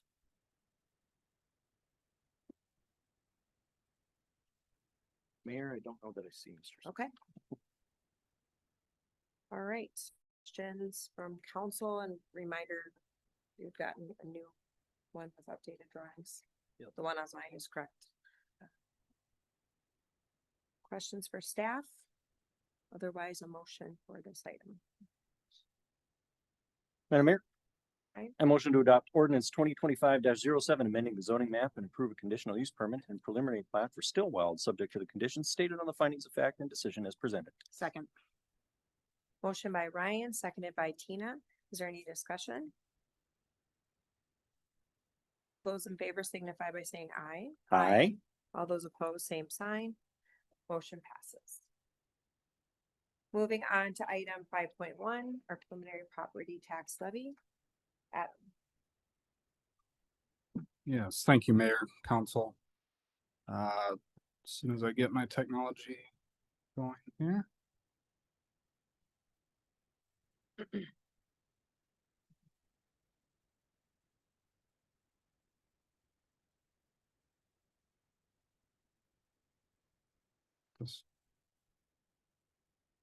Okay, tonight the council is being asked to consider adopting a preliminary levy. There's also a resolution in there to adjust debt service levies from what they were originally adopted when those debt issues were issued. Then the last item would be to set the truth and taxation hearing tonight. So slides were included in the packet and in the online version of the agenda materials. So preliminary levy is the estimated amount of money the city plans to collect to fund budgeted expenditures that are not covered by other funding sources. This amount is used for truth and taxation notices. Those will go out to residents and property owners in the community and are sent out by Wright County. County and school district taxes are also included on that notice. So there is a number. There are 3 different taxing authorities as part of that TNT notice. Again, the final levy can be less, but it cannot be more than what the council would consider adopting at this stage. Budget and levy meetings thus far, council, it is representative of the discussion held on September 8th. Council's had about 8 to 10 hours approximately of budget and tax levy review meetings up until this point. Once we get to the end, we'll outline what the remaining budget process looks like, but here's a visual on that timeline. The preliminary levy pie chart on the left showing the proportional pieces, all the different parts of the levy. Break it out into 4 different pieces. The general fund covers day-to-day operations, tax abatement, debt service, and capital projects. I'll explain in the next few slides. The chart on the right just shows comparison increases from 25 current year to 26 preliminary levy. General fund again covers most day-to-day operations other than water and utilities. The preliminary levy is $7,581,000, an increase of $581,000. Some of the major factors in this budget that are driving the levy increase, 2026 is an election year, so there is a cost to host the elections there at $76,000. Contracts for law enforcement and fire protection also increased from 25 to proposed 26 at about $310,000 to $20,000 on those 2 contracts. And then we do have staff positions for information technology, human resource, and phase staffing hiring for the back end of 2026 as the fire department would potentially begin operations. Tax abatement levy of $108,624. This is an increase of $21,000 over the current year. So the city invested approximately $950,000 in public infrastructure And we did partner with the county, Wright County did partner, and they are reimbursing the city 400,000 of that 950. So city is essentially repaying itself for infrastructure investment. And that should be done in 2028. Debt service, preliminary levy of 1,631,000. This is an 1,341,000. Projects financed through the 3 bond issues that the city has outstanding would be fire and emergency service facility, 2018 road improvements done for different neighborhood projects and also for Cadler Avenue, and then 7 road improvements for reconstruction of County State Aid Highway 42, and also Queens Avenue construction east of Highway 101. The last grouping of levies is for the capital improvement plan. So the preliminary levy of 1,884,000. This is actually a decrease of 130,000. The investments that these levies go towards would be for parks and trails, maintenance and construction of city streets, vehicles and equipment, and buildings and property maintenance in those categories. Tax capacity, this will come into play here in a few slides, but the market value of any property within the city is multiplied by class rate that is set by the Minnesota State Legislature, which determines tax capacity of an individual property. Some of the comments during the open forum were talking about, as the city grows, why is there not more revenue? The revenue that comes in with the tax levy is set at a certain point in time. And that's the same amount that the city will receive in taxes, whether there's 0 new homes built or if there's 300 new homes built. So the city council sets that levy amount in December. That does not fluctuate with building activity throughout the year. Tax capacity is what comes with growth in the city. So the proposed preliminary tax levy is $11,206,138. Divided by that total tax base of the city at just over 40, gets us to a tax rate of 27.78. Illustration here to show where the city of Otsego is currently. On the left side of the chart, the salmon color is our 2025 tax rate. The green color, third from the left, what the preliminary tax rate is for 2026.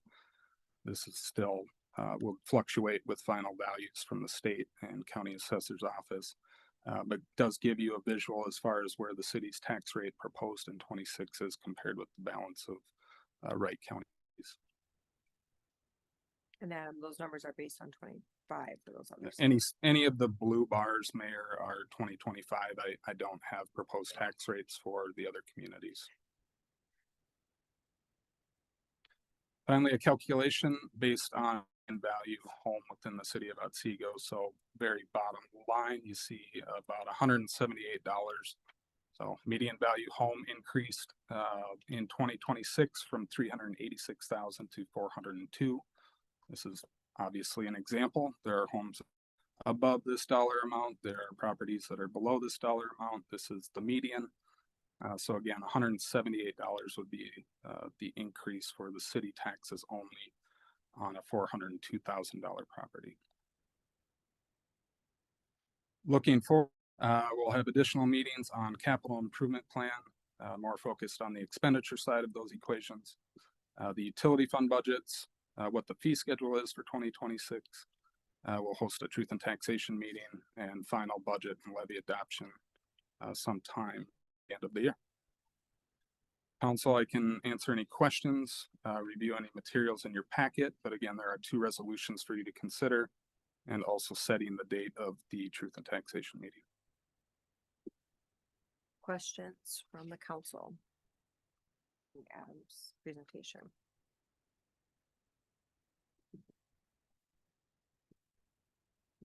Adam, can you go more into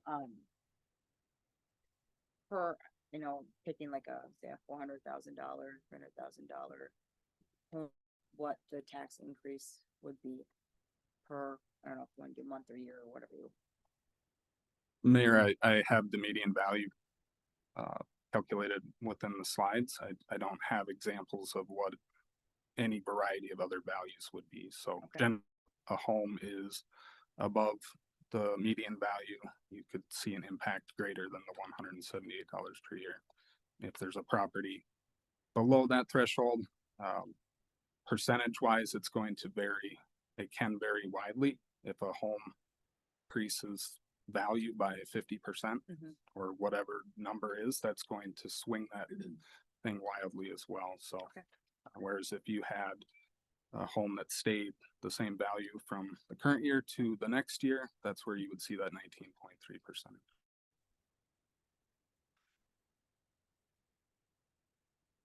Adam, can you also discuss, like tonight, this is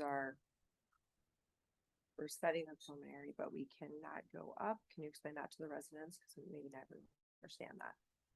Yeah, Mayor, so statutorily, the preliminary levy is the highest point that the tax levy can be. So the city council over the next 3 months has numerous budget meetings that we'll be hosting to attempt to bring that number down to some in line with what the council is hoping that final number will be. But certainly the levy cannot go higher than what the council would adopt this evening.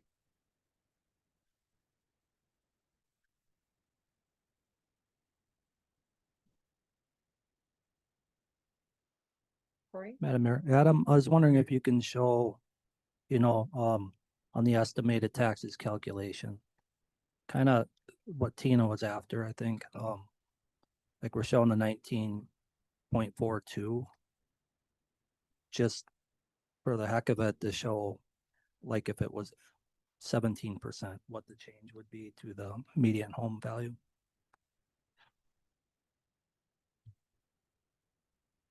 This isn't a live active worksheet. I can't plug in numbers and make changes visual what that would be. Okay.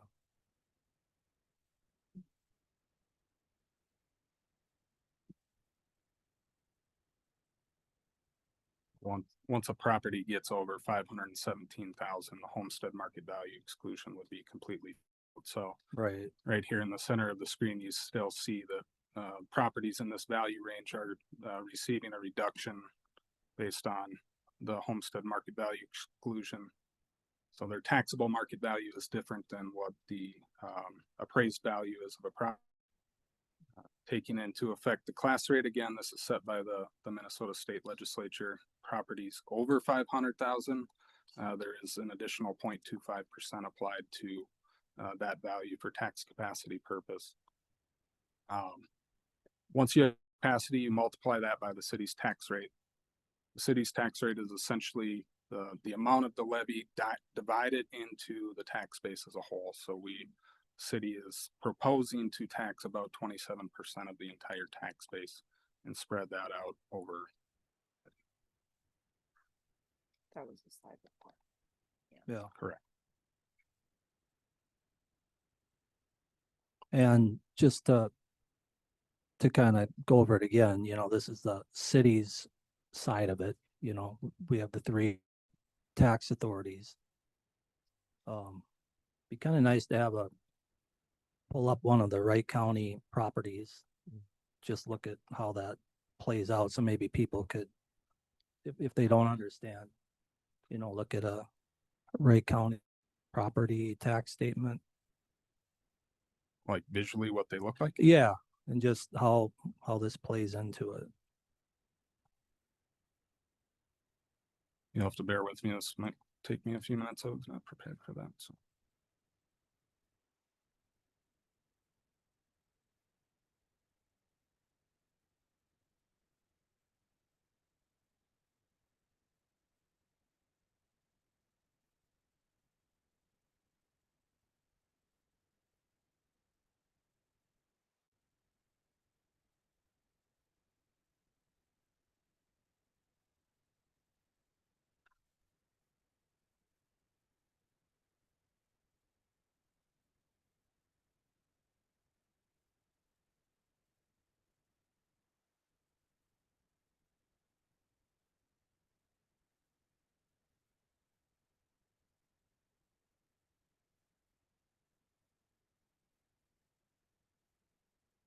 What's your address, Corey? You're gonna use me. 795 Palmgren Avenue.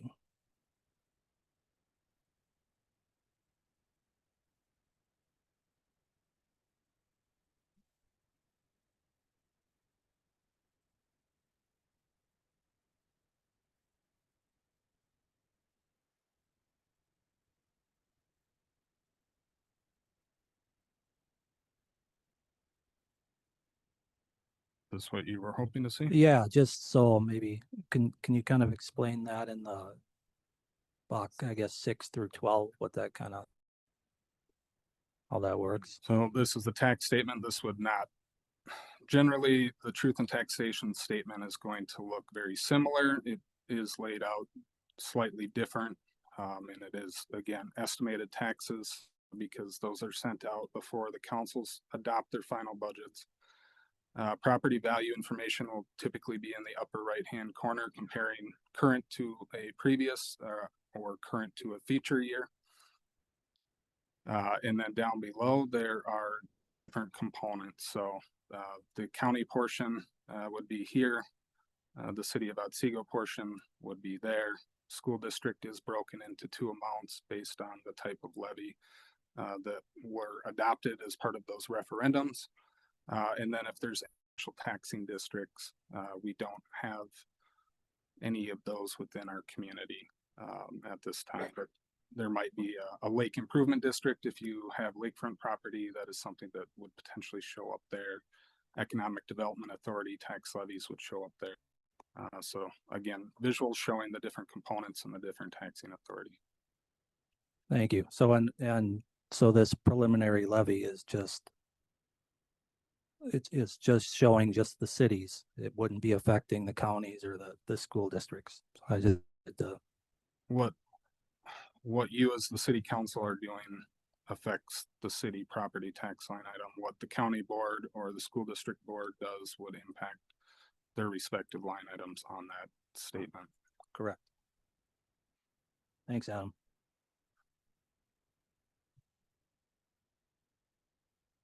All right, other comments this evening? To your screen, Adam, on page 11, I do also have some other tax rates, and these were on 2020 because I thought they were important. They are our neighbors too. Tax rates, Elk River are 39.52, Rogers was 38.6 or 767, Ramsey 46.032, Anoka 41.75. And those are the tax rates, not, you know, comparable to ours, which was 24.32, proposal of 27. There was a resident tonight that had numbers that they were talking about with other cities with preliminary. One number that they didn't include is Rogers, for example, and they have a 14.6 preliminary budget that they're proposing also. You know, when you look at their community, it's the same as Otsego. We're growing. We have things that to tackle as the city grows here too. So we're in a hard spot, and we respect that. We're all taxpayers up here too. So those are my comments for right now. Does anyone else have any comments?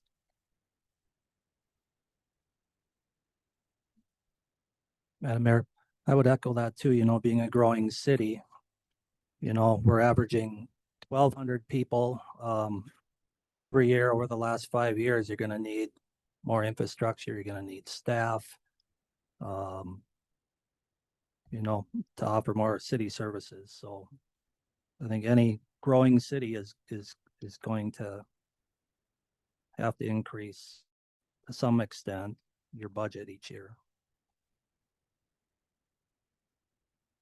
Comments were made about inflation. I mean, that's affecting us also. Goods that we buy at the city, so we're impacted by that also.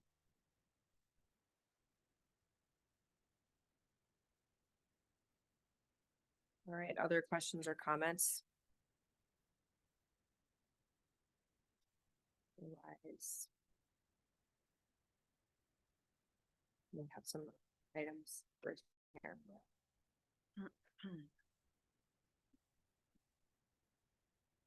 And they could be done, they should be done separate since they are. There's three of them, and we need to pick on the third one when we're having our truth and taxation.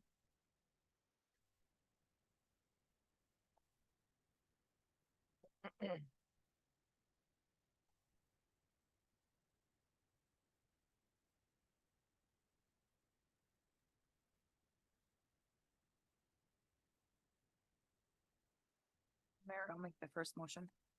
Okay. Or do you want me to make all of them, Adam? Mayor, I think individually would be the best course of action. Okay. So motion to adopt resolution 2025-46, adjusting the 2026 debt service property certified in the original bond resolution. Is there a second? I will second that. Motion by Tina, seconded by Jessica. Is there any discussion? Madam Mayor.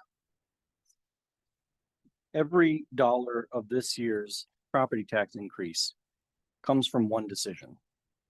Starting our own fire department. That's not an opinion, that's fact. Our debt payments jumped 462% to pay for the fire station lease. Nearly every penny of our debt increase belongs in the fire department column. Almost 3/4 of the jump in our general fund is the same story. We had to add new IT staff and HR staff only because the fire department increased our workforce by 30%.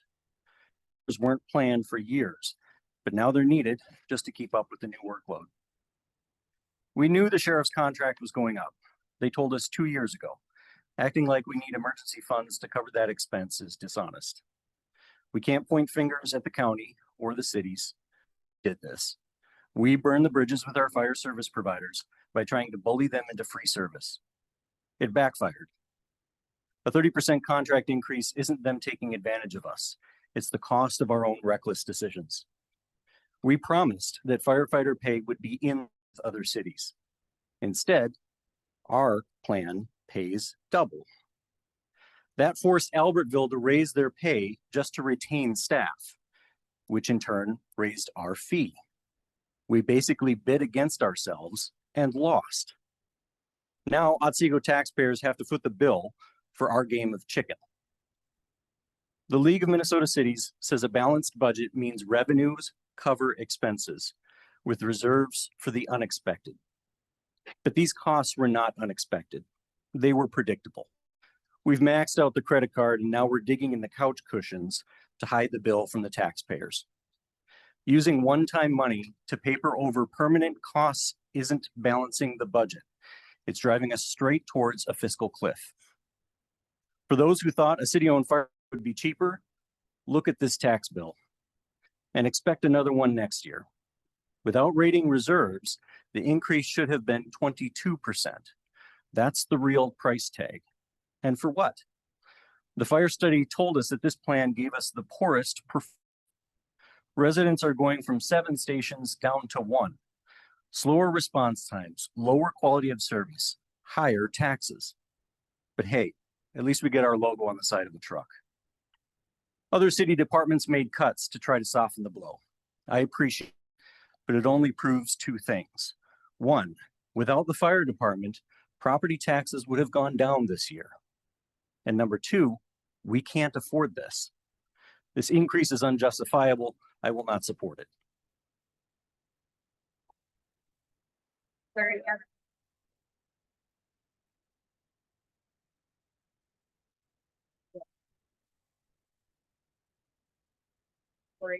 Madam Mayor, just a couple of comments on that. Adam, with our I staff and HR hires or our plan for it, is that accurate what Councilmember Dunlap was saying, that it's originating from the fire station? Mayor, with any position, there's certainly crossover between departments. In my personal opinion, would I say that those positions are driven solely by the fact of the fire department? No.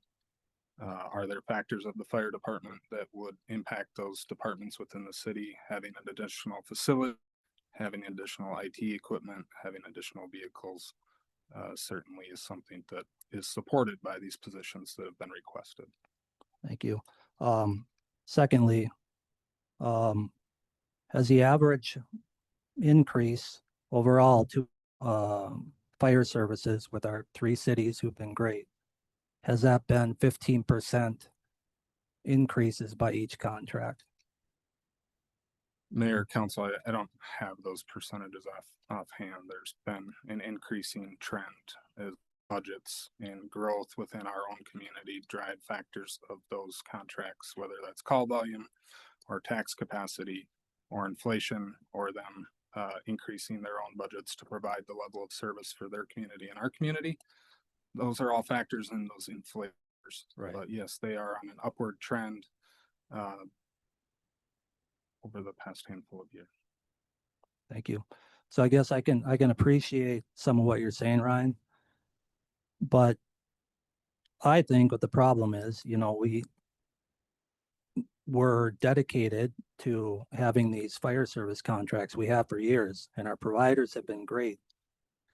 But they all have their own budgets and residents' needs that they have to support first. And without having a fire station or some plan here, it leaves Otsego at risk because we're tied to these short-term contracts, which all of Otsego residents pay for, and we have no control over the dollar amount. And so I don't think this budget, the fire station, I think it's trying to stabilize, you know, our budgets over the next few years.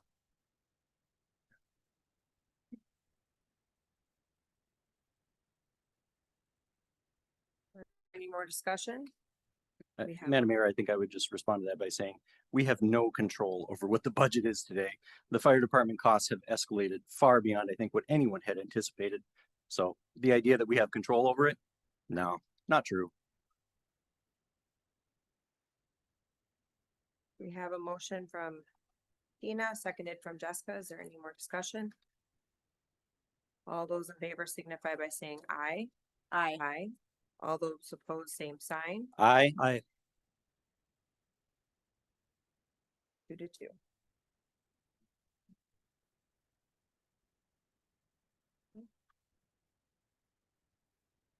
Adam, comments on it?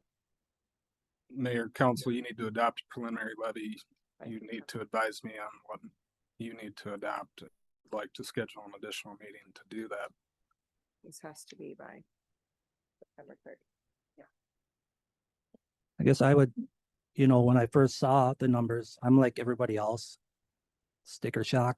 You know, I ain't made of money. I thought I saw 22%, and I thought, you know, this is kind of a communication tool. I think the preliminary levy amount, talking to people, and I thought this is not going to send a good message. But I mean, at the same time, we are a city. I would be more comfortable starting from, let's say, 15% and working our ways down. And what would compare to a worksheet that we looked at Yeah, last time? yeah. We also had, that's taking, when we were at our last meeting, Adam asked us all for our input, and we all said that we were open to those numbers, but feel as though starting at that, when taking away funds from the beginning that are in our capital accounts, made sense until we worked through each of those details. Adam, can you pull up that page? I might take you that, I'm sorry. Don't have it ready, Mayor, so that's gonna take a little while. Sure.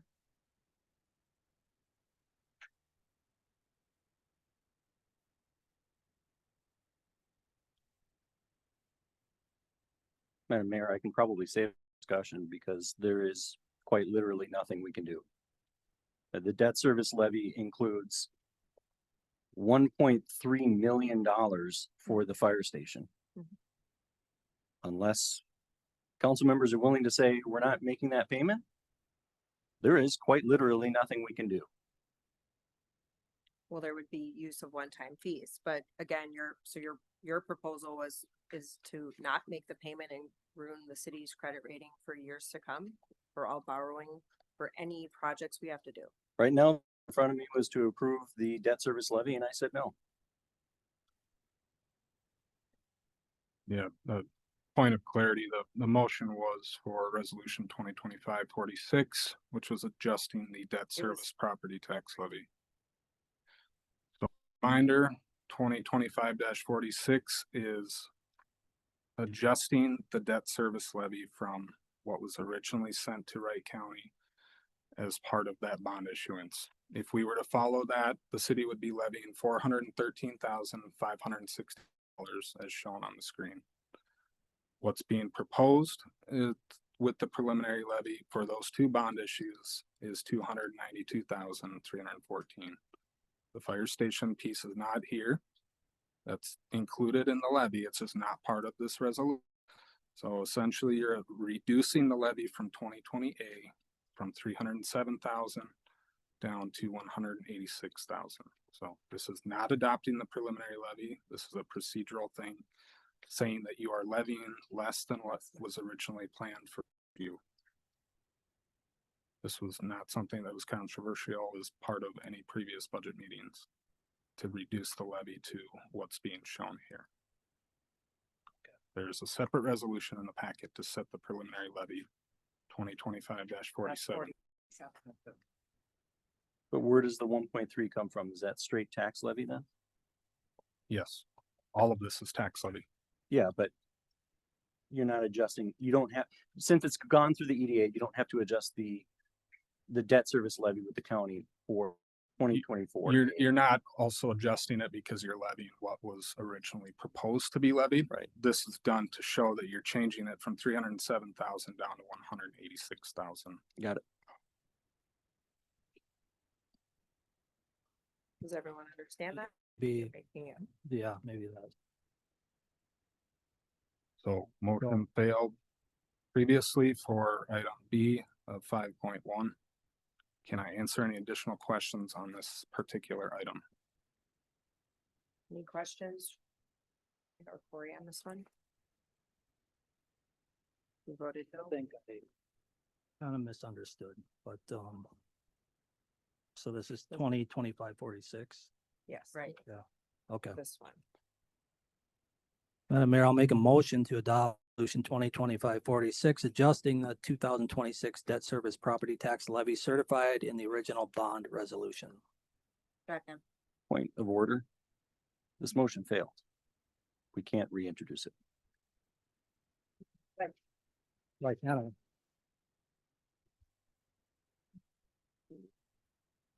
Is Dave on here? Mayor, the motion, I think, well, first of all, I think Corey indicated, can you hear me? Yes, we can. Sorry, I think Corey indicated that he misunderstood the previous motion, but more to the point, the prevailing side can renew the motion, and Corey was actually, I mean, there was no prevailing side, but I think this motion can be brought again. Okay, we have a motion by Corey, seconded by Tina. Is there any discussion? And again, this is for item 2025-46, lowering levy. All those in favor signify by saying aye. Aye. Aye. All those opposed, same sign. Aye. Motion passes 3-1. Okay, next item would be in our 2025-47. Comments on this? Mayor, as included in the packet, here is resolution 2025-47, outlining the levy of $11,200,138, showing all the different components, including general fund revenue, tax abatement, 3 bond issues, capital improvement levies, and use of fund balances. Mayor, I guess this is where my comments would have been more appropriate. Okay. I guess I would like to see if there's interest in lowering from 19.3. Madam Mayor, I'd be interested in getting it down to 0. But in order to do that, we'd have to say no to the fire department. What other cuts would you recommend, Corey? When we went through the budget, we have one-time fees or we delay hiring. That was options. Possibly transfer of funds Taking it from, I don't have them in front of me, but we talked about them from different. and to get our original, we did already transfer money. We talked about covering that. Correct. Mayor, council, you had those discussions at the September 8th meeting. Staff prepared this resolution based on the conclusion that at least the majority of the council members. I can pull up that material. Again, this is the preliminary levy. This is not the final levy. You have all of the ability in the world to reduce it from 11,206,000 number you feel is most appropriate and represents the budget that you need to fund in 2026 by that final levy adoption.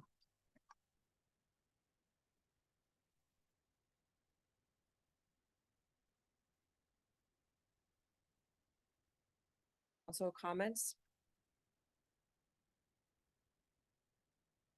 I would agree. I'm not set on,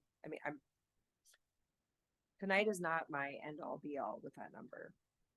We have a lot of work to do and that's our job in the next few months before that, to be looking at where those funds can come from and what we can take and what we can borrow. But we also need to be aware that by borrowing ahead, we are setting ourselves up for the next year too. We need to be aware of that. Talked about moving free of the funds. It was money that potentially could be, some of those funds are renewable, so it's not just one-time fee transfers. The gambling money. Right. There was, we also took the overage of the 45% and transferred that out, which is additional fees that we've collected. And we did then talk about the other fund, which was our loan fund, basically, for businesses that touched.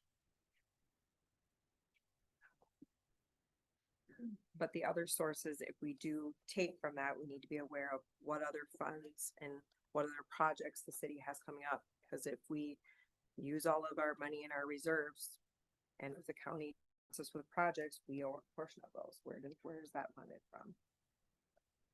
Madam Mayor, I would just say it's worse than that. Because if we try to raid even more than we already have, try to raid our other funds, that money won't be there next year. That is a fiscal cliff. Our objective is to get to a balanced budget. And even taking the 220,152 that we're using to try to get this down is a bad idea. It's dishonest. I don't like the fact that we've done that. Now, if we try and even do more of it, we're just setting ourselves up for failure next year.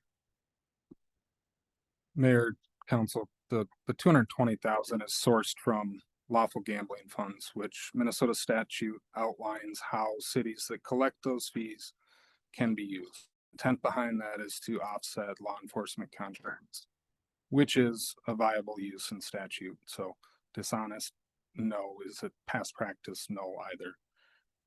The other is local funds within the general fund. So we have a fund balance policy that says of any given year, we try to have a fund balance of 45% of the following year's budget. Why 45%? The city gets tax settlements twice a year. So we are essentially saying we want to have in reserves within our general fund the ability to operate for 6 months until we get our next tax settlement in order to operate for the next 6 months. So if there's amounts in excess of that, the council has the discretion to use that as one-time monies to reduce the budget or pay for other expenditures. In this case, they are applying it towards the tax levy to reduce the impact That's the 220,000. More information on those two items.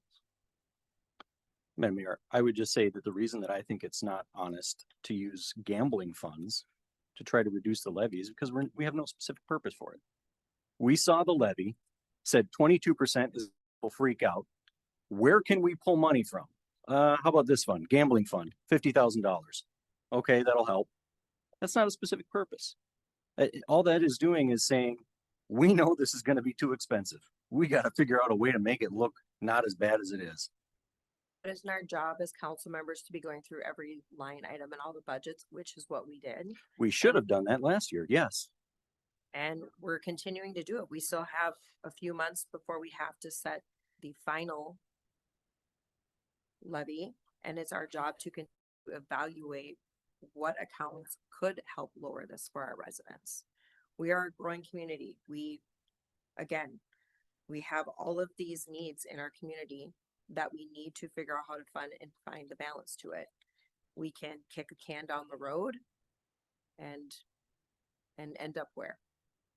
Taking money from these other funds to try to offset the levy is quite literally kicking the can down the road, because next year the levy will be even higher and we won't have any funds to try and offset it. Next year will be even. And I'm talking about being responsible with public safety, with projects we have in our city. That's part of being in a city, Ryan. So. All right. Discussions. Thank you, Adam, for covering. Thank you, Adam. Great. We are faced with a decision here. Again, we have a few months to figure out and to lower this. This is setting the maximum to go out to residents. Does not mean that this is the end of it.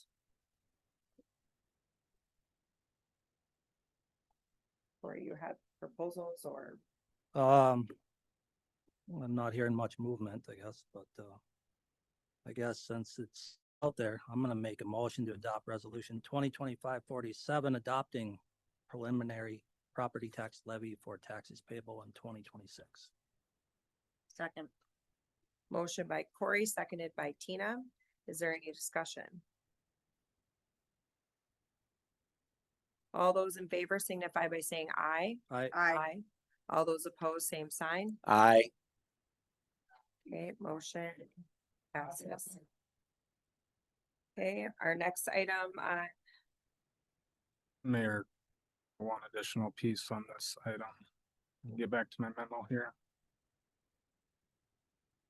You do need to provide notice to Wright County as to when the Truth and Taxation meeting will be, so that they can include that on the notice that gets mailed out. So it cannot occur before November 25th. It cannot occur after December 29th. The meeting cannot start before 6 p.m. So those are essentially the guidelines you have to work with. Typically, the last meeting of the year would be Tuesday of December. This year that falls on December 8th, 2025. Staff proposed either December 1st or 2nd for scheduling that meeting at your discretion. council. What evenings for you guys all of your? I'm pretty flexible. Whatever works for you guys. Do we know, Dan, would there be a plan? Mayor, we don't know if we have agenda items. Okay. We can adjust the schedule accordingly.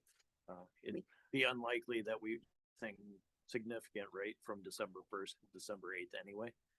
So anything would be held up until the first council meeting in January. So if the council prefers that night, we can just cancel the planning commission. I'd also, I mean, I'm open to Tuesday too. If I hate to, Either. if you have people that are interested in coming. Either one. Let's do Tuesday. Tuesday. Second. Yep. If I can get a motion for that too, just for the record.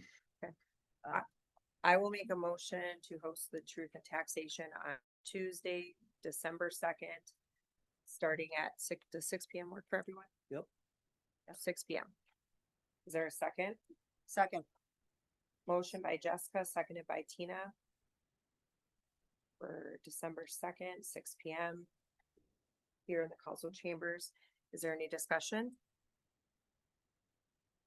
All those in favor signify by saying aye. Aye. All those opposed, same sign.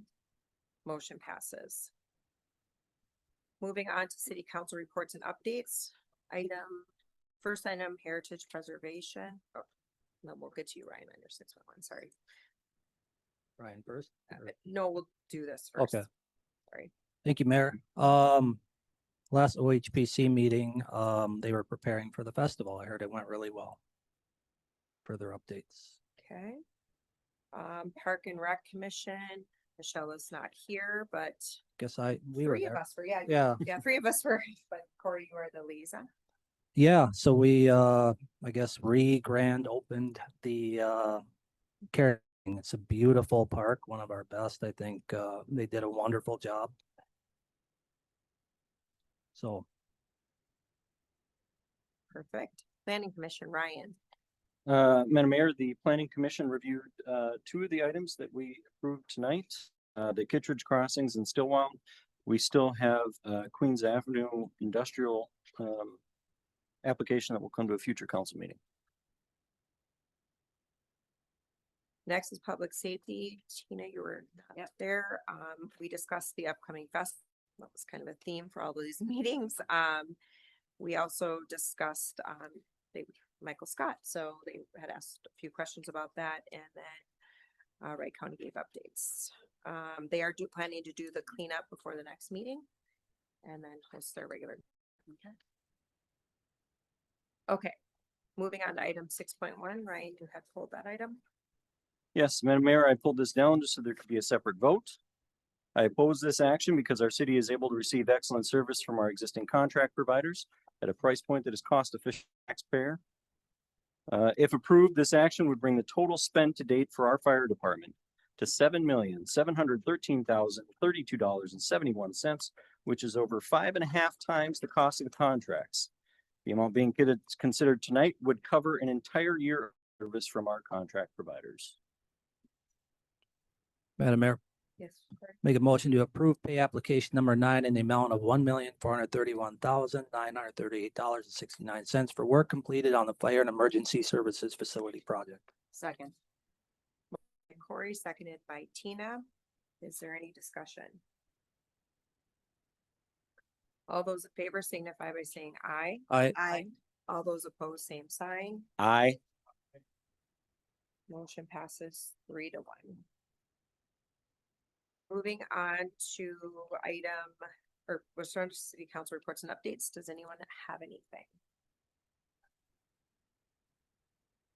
I would just like to give a huge shout out to all of the staff putting the park back together, anybody that helped with the festival. It was fun.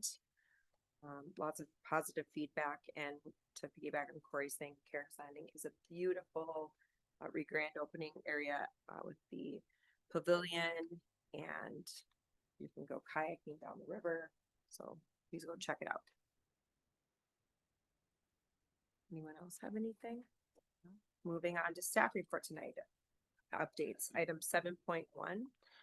Mayor, council, more meeting requests here. 5:30 p.m. would be the requested start time for both. October 13th, South Water Treatment Plant project. We'd have AE2S representatives discussing different components of that project. And then the 27th would be budget review for water, sanitary sewer, and stormwater utility funds. Again, request 5:30 start times for both. So Do you want two separate motions? Audra? Yes, she'd like two separate motions.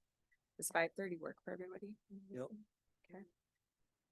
All right, I will make a motion to schedule a special city council meeting for October 15th at 5:30. Is there a second? Second.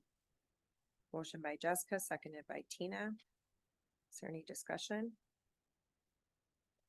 All those in favor signify by saying aye. Aye. All those opposed, same sign. Motion passed. that's at the site, or no, not at the site, it's here. Here. It's about. Yes, it's here. Next item is I'll consider scheduling a special city council meeting for October 27th at 5:30 here. Second. Motion by Jessica, second by Tina. Is there any discussion? Audra, on both of these, actually on all three of them, can you make sure that Michelle is aware of these special meetings that were scheduled? Thank you. Is there any more discussion? All signify by saying aye. Aye. All those opposed, same sign. Motion passes. Adam, Mayor, council, thank you for that. I have no additional updates this evening. Audra, Thank you, Mayor. I have no updates. Dave, No updates. Thank you, Mayor. Dan, Mayor, thank you. No further updates. Ron, Thank you, Mayor. Just some updates on projects that are going on throughout town again. Trails, the Casop 42, that's going to be paved this week, and then shouldering and seeding to be shortly after that. 80th Street, the trail there, they're going to be grading starting this week. It's probably going to take about 3 weeks to complete that project. Odine Avenue water main, we're still waiting on the pressure reducing bulb, which is supposed to get here now October 13th. 4 weeks of work to be completed on that. So that won't be done until first week of November. And then depending on the weather, some of the restoration items might go into next year. On the County 137, which is actually a county project, I did talk to the county today, and CASA 19, which is down to 1 lane, will be reopened to both lanes are open. And that's a MnDOT project that right now they're painting the beams for the I-94 bridge going across there. They added that lane for collector distributor system. So that's going to be done by Wednesday evening, which will reopen 19 to full capacity. so clarification, they're closing it just during the day. Right. They've been closing it from, I believe it's 8:30 to 4. It's been open. Okay. It hasn't been closed. I talked to Sarah at the county and complained because of 37 and MacGyver closed. So I called and she dealt with MnDOT and it's been open ever since. Okay. So it's been free flowing. Good. There's been a lot of complaints about that. Yeah. Oh, yeah. Saw they got, Anything else, Ron? That's everything unless you have some questions on it. no, I saw the fire station got the parking lot tarred. So that looks good. Yep. All right, Thanks, Ron. Yep. Thank you. Sergeant Altman's in the back, Wright County Sheriff's. Long meeting for him. Patiently waiting. Piggybacking a little bit off of some of the traffic issues with some of the road closures. So I'll list off some of the stakeholders, I guess, I've spoken with. So obviously I spoke with you, Mayor. I spoke with the mayor, Bill, Jillian Hendrickson. I ended up speaking with, I ended up just driving through some of the neighborhoods, the Marlowe's, the 63rds, that general vicinity, kind of having some conversations with the residents that are living over there. Combination of a couple different things, just the having to take the detour is one of the biggest pieces. Last city council meeting, people start kind of creating their own detours in different locations. So some of the residents, I spoke with 1 or 2 homeowners association presidents over there about these unofficial detours, and people are speeding through the neighborhoods.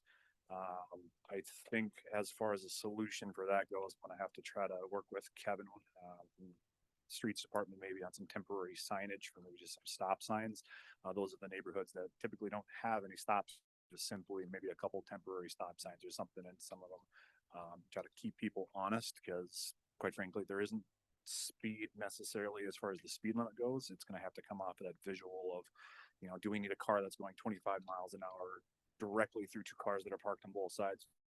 Bus. So that's more the issue that we're running into. So I'm not going to be able to get anybody for like a speeding ticket necessarily. So we're working on that side of it. I was specifically going to a handful of maybe lower priority calls over the weekend, maybe some just kind of medicals in that general vicinity. There was a handful of like that were going off, just kind of working with the fire departments and working with the ambulance services, making sure they're able to get through. Seems to be okay for the time being. Obviously, when as things change, one day it's closed over here, then closer to there, so to speak. So I reached out with the EMS senior director for Alina for the Wright County region, Brian Nord, and made sure to let him know of what's going on that end, as well as to reach out to me if any of his crews are having any major issues. Again, spoke with some of the firemen. They have access to get through to that point, and so far they're doing good. They kind of just shrugged and said, yeah, we were able to get through kind of using the detour, which is 63rd Street right now, which is the dirt road that takes the Albertville Public Works building. They're able to get through right now. So just kind of slowly problem solving on kind of, you mentioned, Tina, there's kind of, road closure here, that's different every day. So just kind of working on that and try to treat it as it comes and make sure we're not having any major issues. But like I said, still trying to get some of those speeds lowered down and trying to keep people honest when they're going through. And it's frustrating to have to go all the way around through the neighborhoods. So, and per our conversation Friday, when I think it was a surprise that the roads on both lanes on 19 where one was closed. So it was like nobody seemed to have communicated that properly. And I called and I'm like, did you know this was happening? So it was, your comment was, it's like, that's a MnDOT thing. But I'm like, but that's our route. Like we're telling people to go out to 38 to go down 19. And so, yeah, It was from both roundabouts all the way to past 70th one morning when I was at the gym. I saw the traffic, and so that's when I decided to call, because I'm like, you can't have this when we have all these roads closed. People are trying to get to places to work. Bridge to like 70th, right? And What's that? the I-94 bridge to 70th. Yeah. Oh yeah. it's not dissimilar than if on occasion we get the trains that do come through up to the facilities on the west side of town, southwest part of town, and it complete, it's a surprise that a lot of times all of us that are in the emergency services realm, we kind of have to problem solve in the moment. because it shuts off all access It coming completely north. shuts off north, or I'm trying to get south, or whatever the case is. So as far as the sheriff's office goes, just how everything's centered, the Otsego cars can get into that part of Otsego without any issue, or the Elkville cars haven't been issued. We've literally been playing it by ear. If there's an issue or we can get a car sooner, then we just make the call on the air and it works out for us anyway. So sheriff's office has actually been a really easy transition. So stop by the Emma's Express. Those guys are bored and they have nothing to do, and I feel bad that it's my favorite gas station in there. I don't have business right now because typically they get all the traffic on 60. Right. Well, thank you. Yeah, thank you. Yes. And thank you for the update. Does anyone have anything for Lisa this evening? Thank you. Thanks, Sergeant. Lisa. All right. No one else has anything? Then a motion to adjourn would be in order. So moved. Second. Motion by Tina, seconded by Corey. Is there any discussion? All those in favor signify by saying aye. Aye. All those opposed, sign. The meeting is ended. Thank you all for attending.